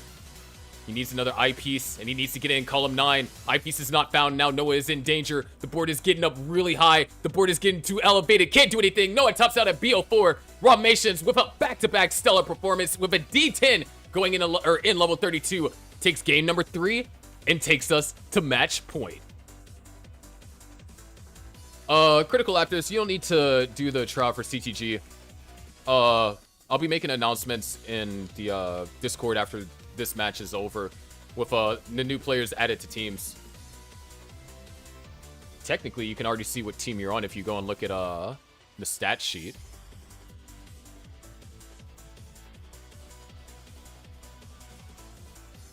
Literally, no.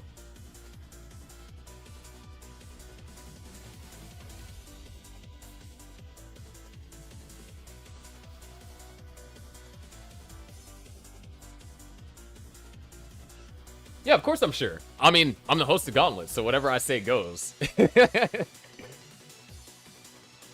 E73 for Ramations. Quite the game.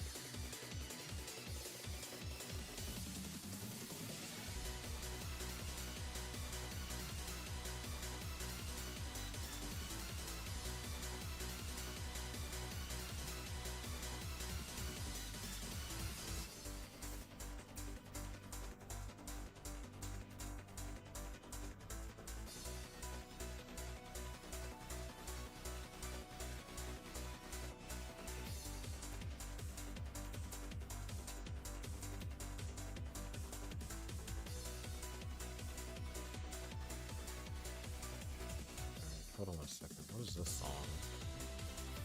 I need to double check. Okay. I think we go... We'll go this to Sister Synchronicity into this. Okay. We got it ready for both players. Let's go ahead and count them down. Ramations on match point. Can Dingler bring us to a decider? We're about to find out. Here we go in 3, 2, 1. Tetris.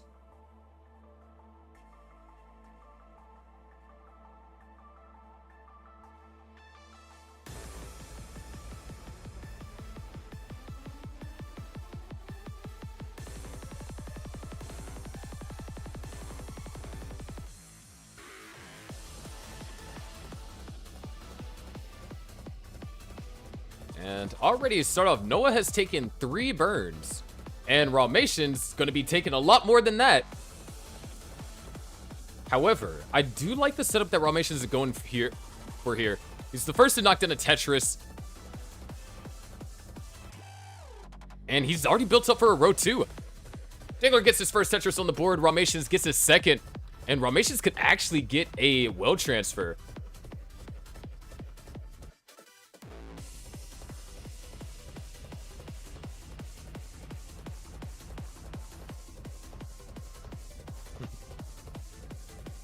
Nice little Z-spin over there from Noah, and a little bit of a turbulent start for both players. Ramations was able to make the best of it.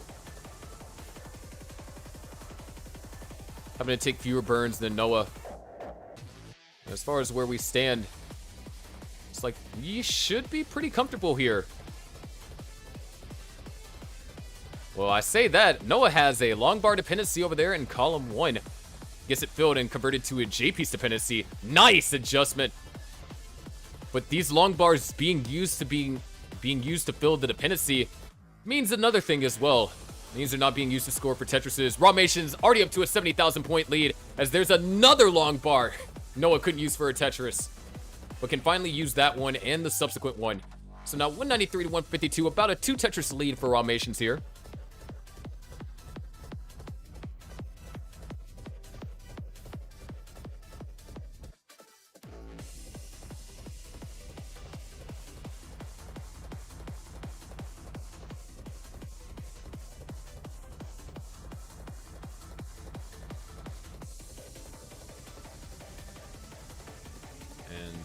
Like players should be in a pretty comfortable position. Ramations is L dependent. Finally gets that L piece, fills in the dependency. And yeah, the story of this match so far has been Ramations has had a early top out in game 1, and you know, it's his first game back in Gauntlet. It's a different environment than what you're probably used to when you're playing in CTM or CTL. But then Ramations remembered the absolute demon that he can be, and just had a stellar games 2 and 3. Or not, yeah, stellar game 2 and 3. Dingler, on the other hand, game 2 for him wasn't bad.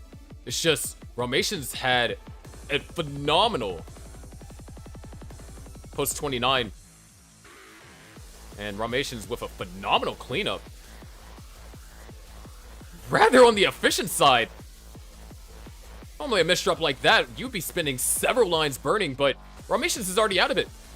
Going to be holding on to a Tetris and a half lead, too. And You can only imagine what's going on through Dingler's head, especially if he's able to see Ramation's board. He sees, you know, these mishaps happen and looks back over and thing is clean like nothing was ever wrong in the first place. However, there is something now that Ramations might be spending some time with. Just a roughly sequence of pieces. You know what? Why even bother? Ramations is cleaned up. Tetris ready. Noah knocks down a Tetris. Has closed the gap, and actually, Noah with the pace advantage.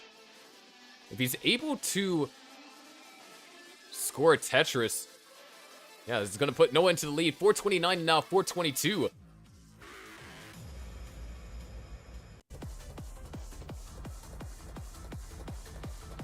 Ooh, a bit scary over here for Noah. He's going aggressive, throwing pieces over to the left. Very mechanically challenging placements right now. Just going to take the triple. And Noah's going to survive the drought. Knock down another Tetris for safety's sake. There's a Tetris over there for Ramations. Still set up for a couple. There's another one for Ramations. And, ooh, couldn't find the adjustment to utilize that third long bar for a Tetris. But 500,000 for Ramations. 3 Tetrises available to him. Scratch that, 2 Tetrises available. And Ramations will transition at 526. Noah at 531 has already surpassed that score. And if he's able to get all 3 Tetrises, there's one. Noah will get a 600k transition.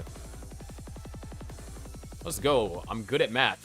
Noah finds the bits. Does another long bar come within relative good timing, though? And no 600k transition. But is going to have... Oh, wow. Already caught up to Ramations right there. 651 now for Noah. 607 for Ramations.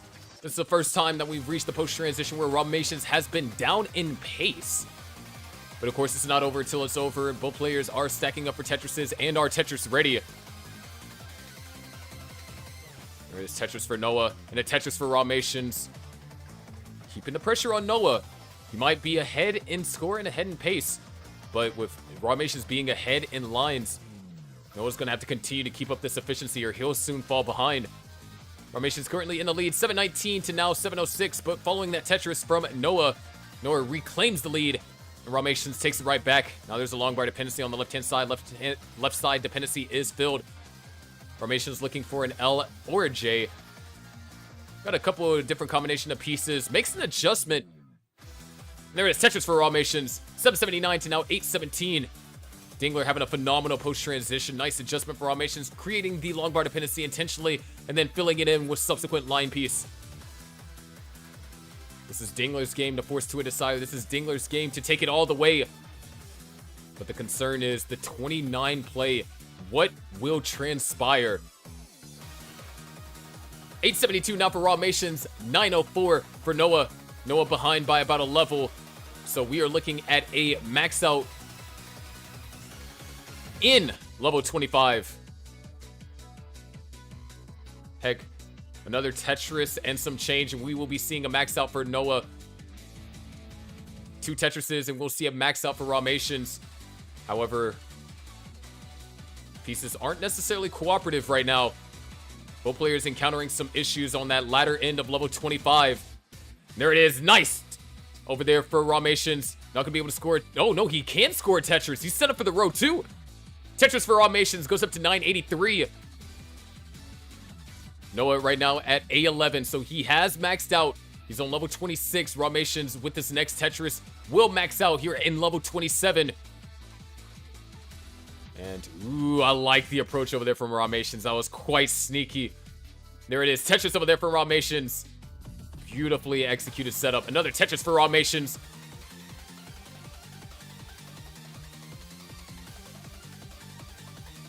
And there it is. Ramations takes us into 29. B27. Soon it'll be Noah's turn. Noah set up for the Tetris. There's the Tetris for Noah. There's the 1.2.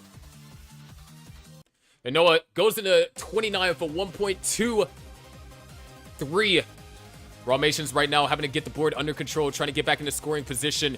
It's the first time we've seen Rawmations this match down in the 29 portion of the game. Normally, he was the one that's pushing the pace. He's the one that was making Noah play up to his level, and now it's Noah's turn. It's his turn to be in the driver's seat, but Rawmations going to start fighting back. There's a Tetris for Rawmations. Brings the board back over to the right-hand side. Noah right now at C84, Rawmations at C06. Noah trying to get set up, but no, he's just going to burn down. Rawmations is set up, knocks out a Tetris, C49. Hot on Noah's tail, now down by less than 2 Tetrises. Rawmations set up for another one. And there's another Tetris for Rawmations, C89. Noah's going to knock down one, or no, that was a triple, I believe. Not a Tetris, Noah only goes up to D12.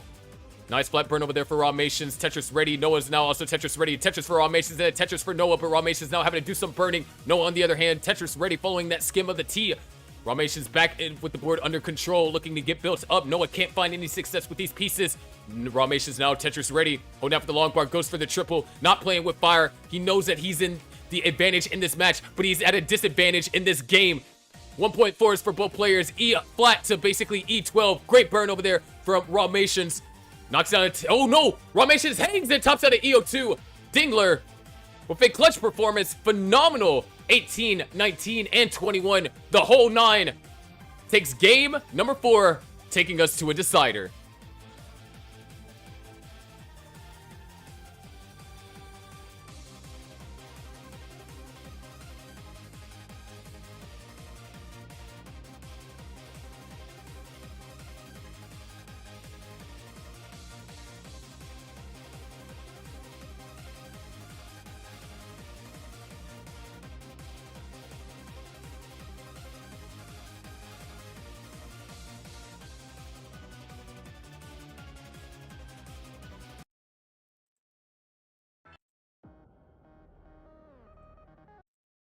There we go.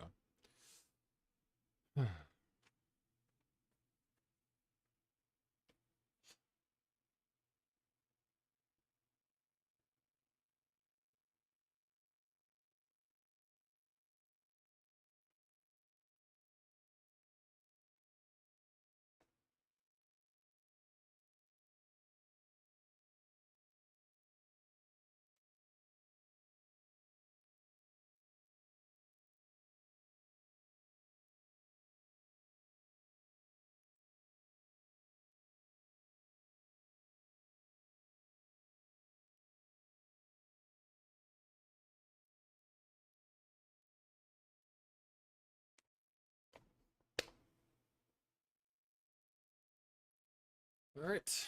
Once we got the seed in from Noah, we can get this match counted down.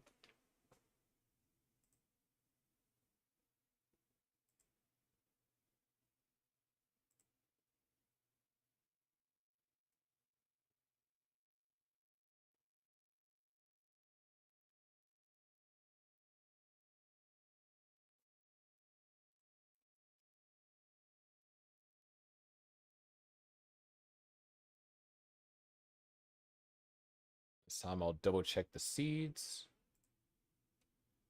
F55. F55. All right, it is time for our decider. Do we see a game of sudden death, which means these two players play again? Or is Rawmations going to close this out? We're about to find out here going 3, 2, 1. Tetris.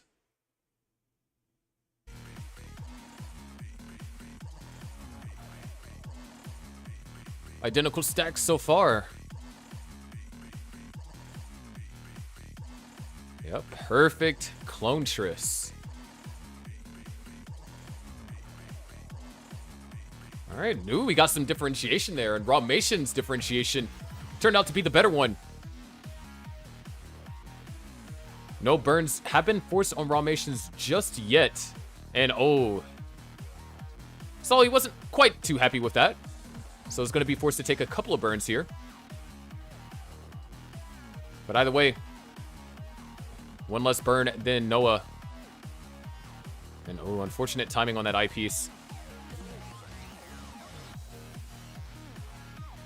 Ooh, hold on, this is dangerous. Noah being able to utilize these long bars to great effect. 755 to now 116.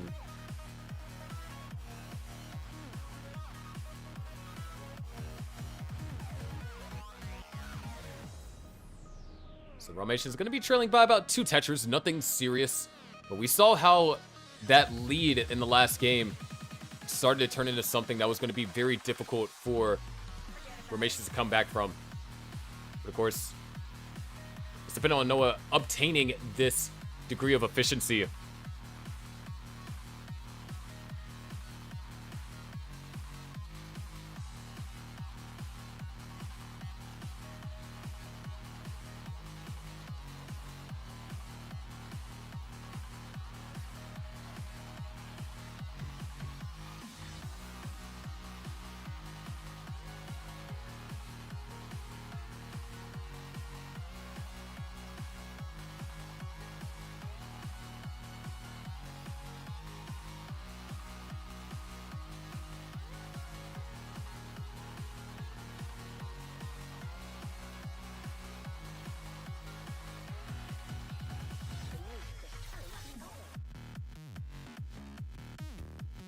All right, Tetris for Ramations. 248 now, 277. Oh, wow. Nice overhang. That was level 18, so the reactions to find it aren't too demanding. But it's very easy to get tunnel vision. And just to have that flexible mindset by Ramations has led to, you know, some of the success we witnessed tonight. But this is the situation that we're in. No matter what, Ramations only needs to win 1 game in order for the Aux Cords to win the match. Noah not only has to win this game, but has to win the sudden death game as well.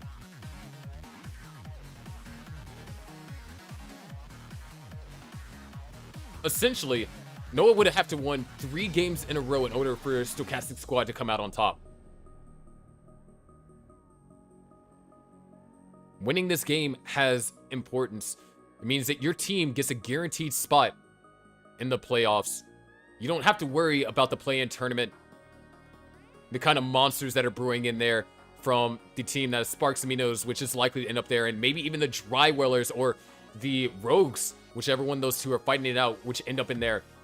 There's a lot to be afraid about in the play-in tournament. And being able to guarantee yourself in the playoffs, something every team wants. Because as it stands right now, your team needs to win 10 matches in order to guarantee it. Unless something happens with the Rogues and the Dry Wellers, in which case 10 matches might not end up being enough. But something that might not be enough are these pieces from Ramations. What the heck? How do you even find that? What a solve from Ramations.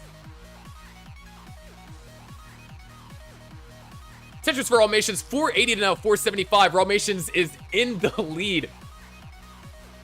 It's slightly ahead in lines, but no, that solve was ridiculous.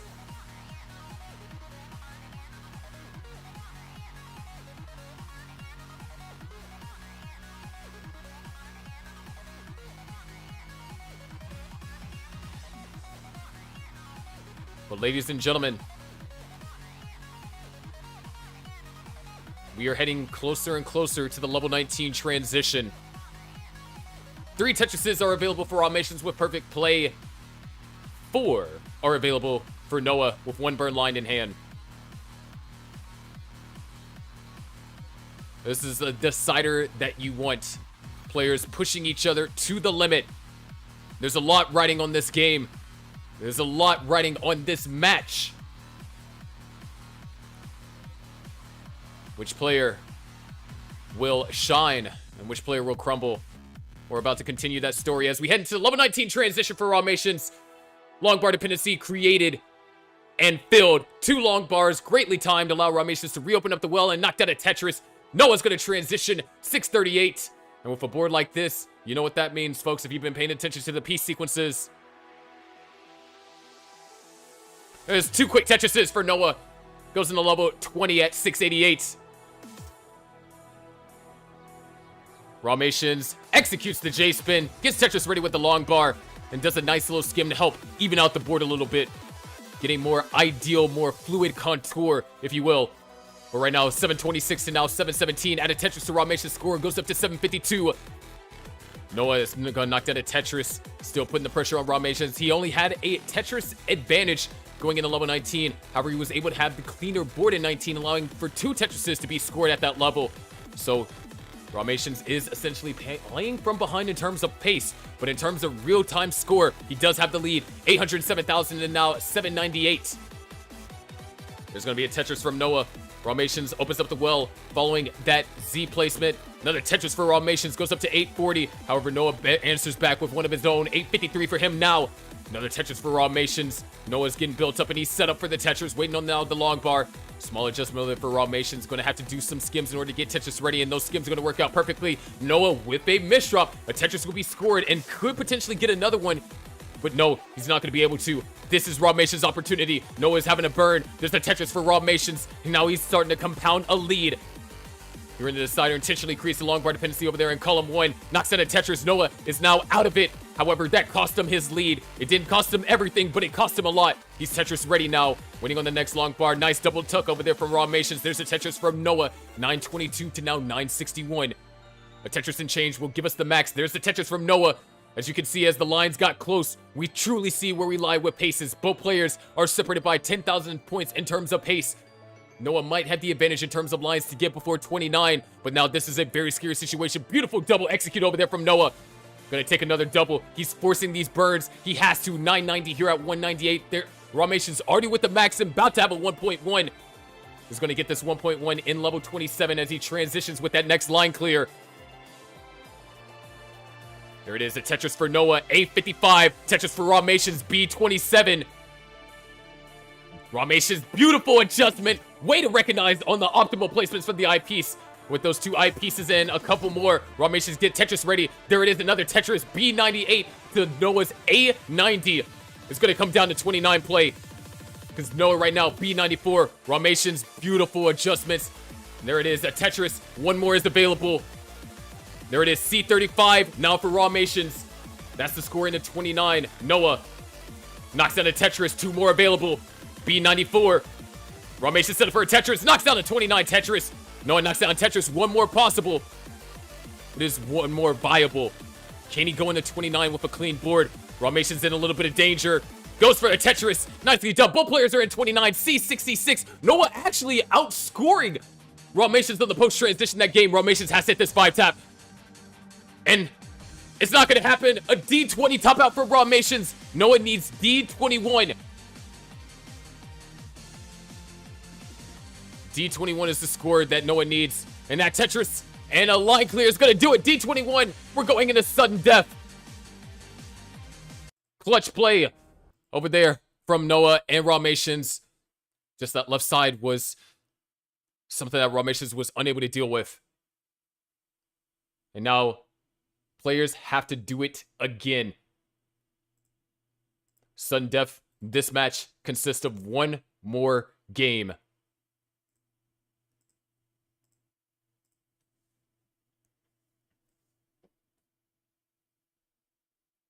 Phenomenal back 3 performance over here from Noah, even though he did lose the first game to start this in terms of the back 3 back. But man, oh man. What a ride it has been. And what a ride it will continue to be, because we have 1 more game.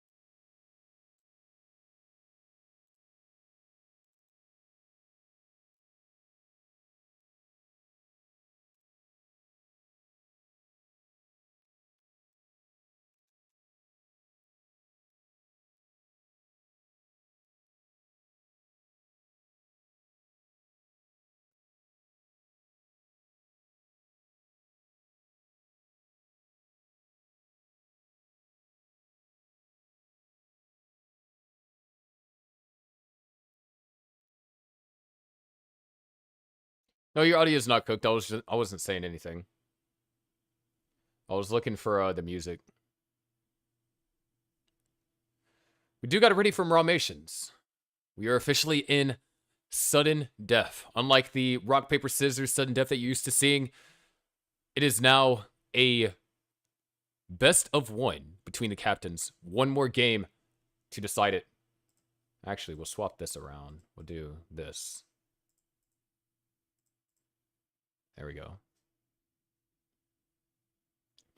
Once Noah has incremented the seed and is ready, we can get this game counted down.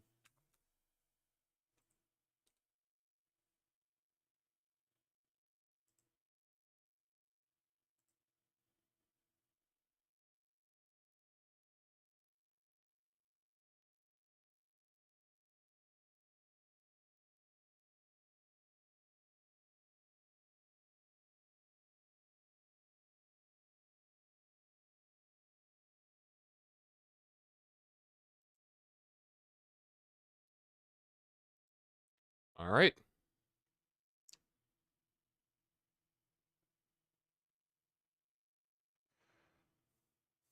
Both players appear to have the seed implemented. Both players are ready. This is it. Sudden death. One game to take it all. And it all comes down to the captains. Here we go in 3, 2, 1.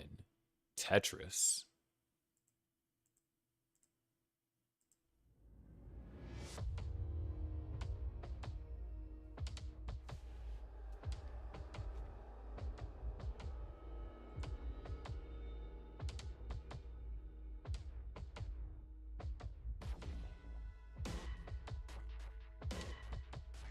Both players open up, finding a Tetris, both with different stacks though.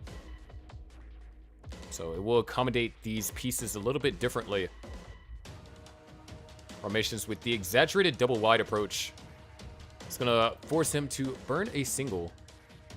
Noah, flawless at the moment.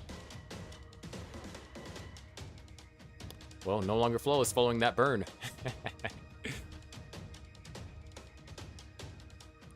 Either way, both players off to a good start. It was a heated decider in the last game, and Noah actually was able to pull ahead by the time players entered 29. Had the advantage by a Tetris.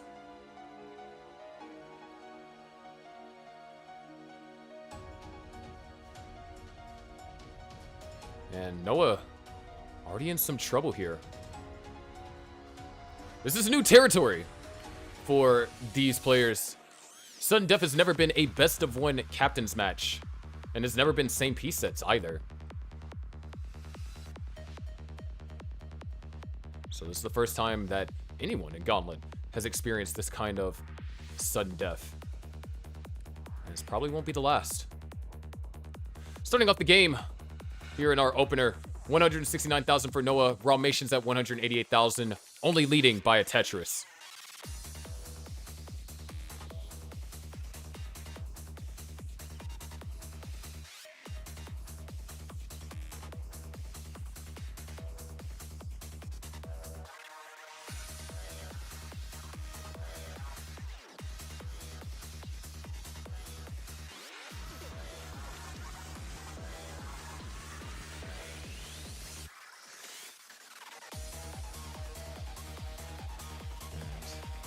Dingler gets all the right pieces to fill in the long bar dependency they created.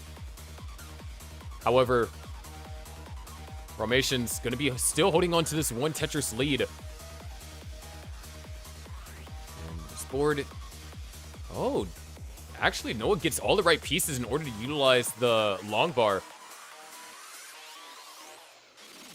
Small adjustment right there. JP's dependency is created. Stack Rabbit would be happy. And wow, a couple of mechanically difficult placements over there for Noah, but is able to execute them all properly. As he waits on this next long bar. Gets the long bar, but misdrops the Z piece. He's kind of sleeping at the wheel there. But it shouldn't take too much effort to burn out of it. However, a long bar did get wasted. And Ramations is going to be able to take advantage. And just like that, they're synchronized on pieces too. 396 to 357. Ramations with a 2 Tetris lead.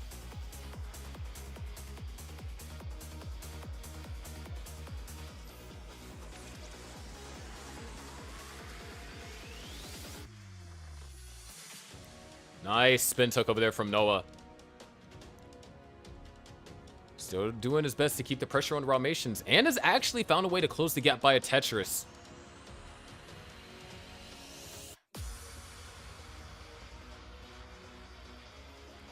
And ooh, a single skim was forced over there on Noah's side, but is able to knock down Tetris's. Had the lead there momentarily, but still it's Ramations with the advantage.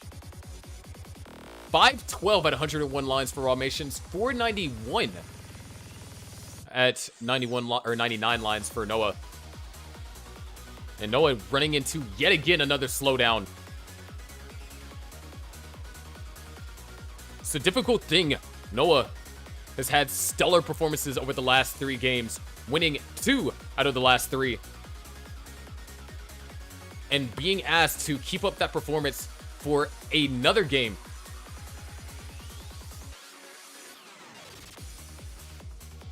Whether it be the level 18 portion, the level 19 portion, or the 29. It's a tall order. Of course, Ramations was afforded the luxury of him losing the match wasn't over for his team. And that's why your teammates are important. In Gauntlet, a team can't just be one person winning the match for you. It's a team effort. And right now, it's a tremendous effort being put in by Ramations here. Look at this pace. 626 over here for Ramations. Waiting on the next eyepiece. Oh, covers up the well. Oh, no. Noah goes into transition. Ramations keeping hope alive. Needs one more burn. Well is open. And there it is. Ramations transition. 655. Noah transitions at 600. A lot of holes have been generated on Ramations' stack, but the thing is, the board is down low, and he can manage it.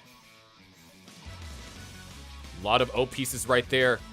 Problematic, but dealt with. Another Tetris for Noah. The gap is getting closer and closer. However, now Noah's having to cover up the well, having to take 2 burns. Ramations fills in the long bar dependency. Pristine stack now for both players. There's another Tetris for Noah. 4,000 points separated us at that moment. But Ramations generates some more separation following that Tetris. 718 and now 688. Another Tetris for Ramations goes up to 744. However, there's a Tetris for Noah. He's not willing to be left behind in the dust. He's trying to make sure that Ramations makes him go all the way. Another Tetris for Noah. 744 to now 749. Another Tetris for Noah into the lead. But it's also ahead in line, so don't let that distract you. Ramations wasn't Tetris ready, but now he is. Waiting on the next long bar. Finds it. Tetris for Ramations back into the lead. 781 to now 7. Now added Tetris. 803 now for Noah. It's a back and forth battle. Noah with the real-time lead. Ramations with the pace advantage. Tetrises for both players. Lead doesn't change, but scores do. 811 to now 833. And now Noah with 4 lines covering up the well. That's 4 burn lines. That's an opportunity for Ramations to further extend his pace advantage. And it looks like he's trying to do so. Executes the tug. Now his J-piece dependent fills in the J-piece dependency. And is now waiting on that long bar. Finds it. There's the Tetris for Ramations. Set up for another and knocks it down. 901 going before level 25. And several misdrops from Noah. He knocks down a Tetris, but now he has to recover. 930 now for Noah. 901 for Ramations. Waiting on those long bars. There's one. Couldn't use it. But there's another, and he can use it. 934 to now 932. Another Tetris for Ramations. One more, and we will have that max out for him. Noah, once again, another misdrop, but this could be a row 2 setup.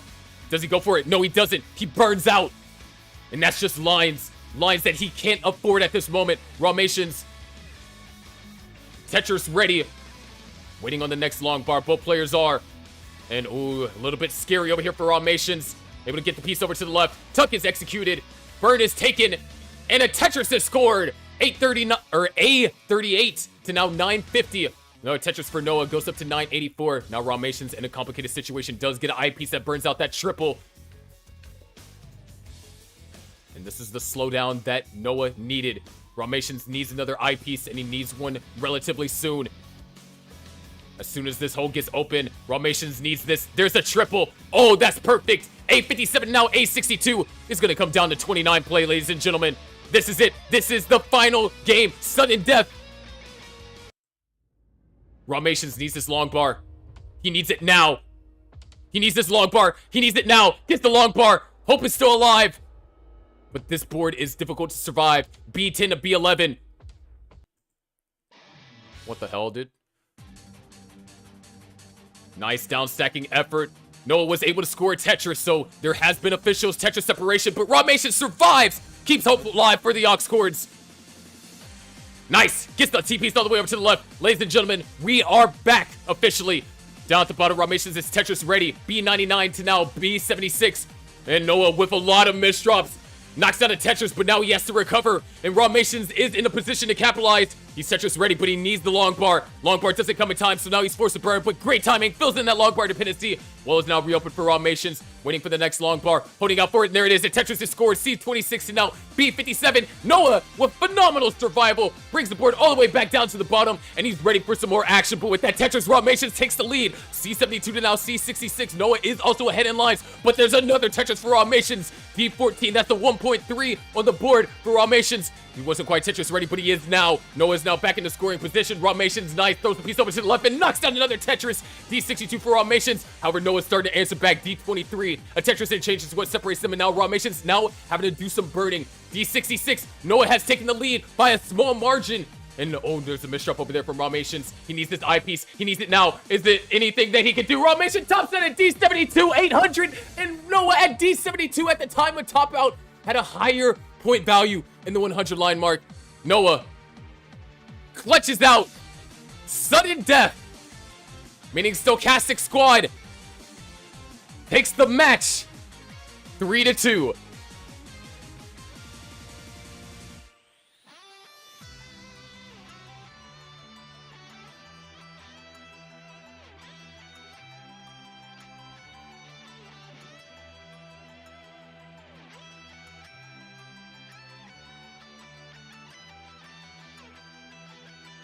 End score F93.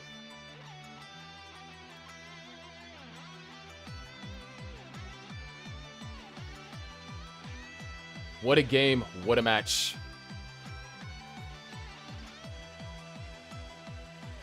The Aux Cords still have plenty of opportunities to get that last win they need to secure themselves in the playoffs.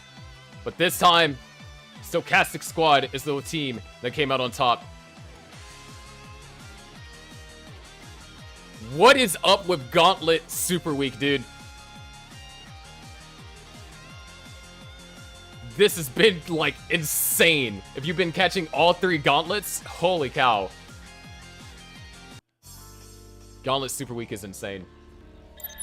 But, ladies and gentlemen, that's going to do it for today's match. Hope you all enjoyed. It was a lot, and hope you all enjoyed the commentary. If you want to stay up to date on all things Gauntlet, be sure to join the Gauntlet Discord server, !Gauntlet. I'll direct you there. If you want to support Gauntlet, currently the only way to do so is through Twitch subs. Hopefully by Sunday I'll have proper ways of supporting Gauntlet as well as ways to contribute to the playoff season match arena. But with that being said, ladies and gentlemen, I'm your favorite underwriter host, Sharky, and I'll see you tomorrow for our next match of Gauntlet Ascension Super Week.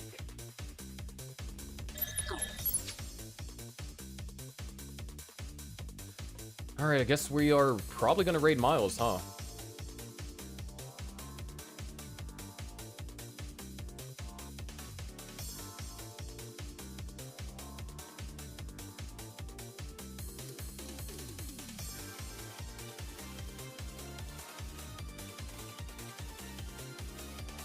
Let's see, Miles is streaming.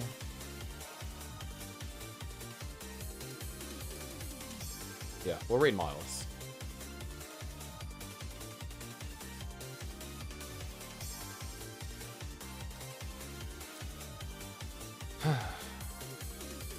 Man. I feel like whenever I'm commentating my own event, the commentary is just better. What do you guys think? Like, I think overall, my commentary is solid. But I think when I'm commentating Gauntlet, I just don't think it can compare.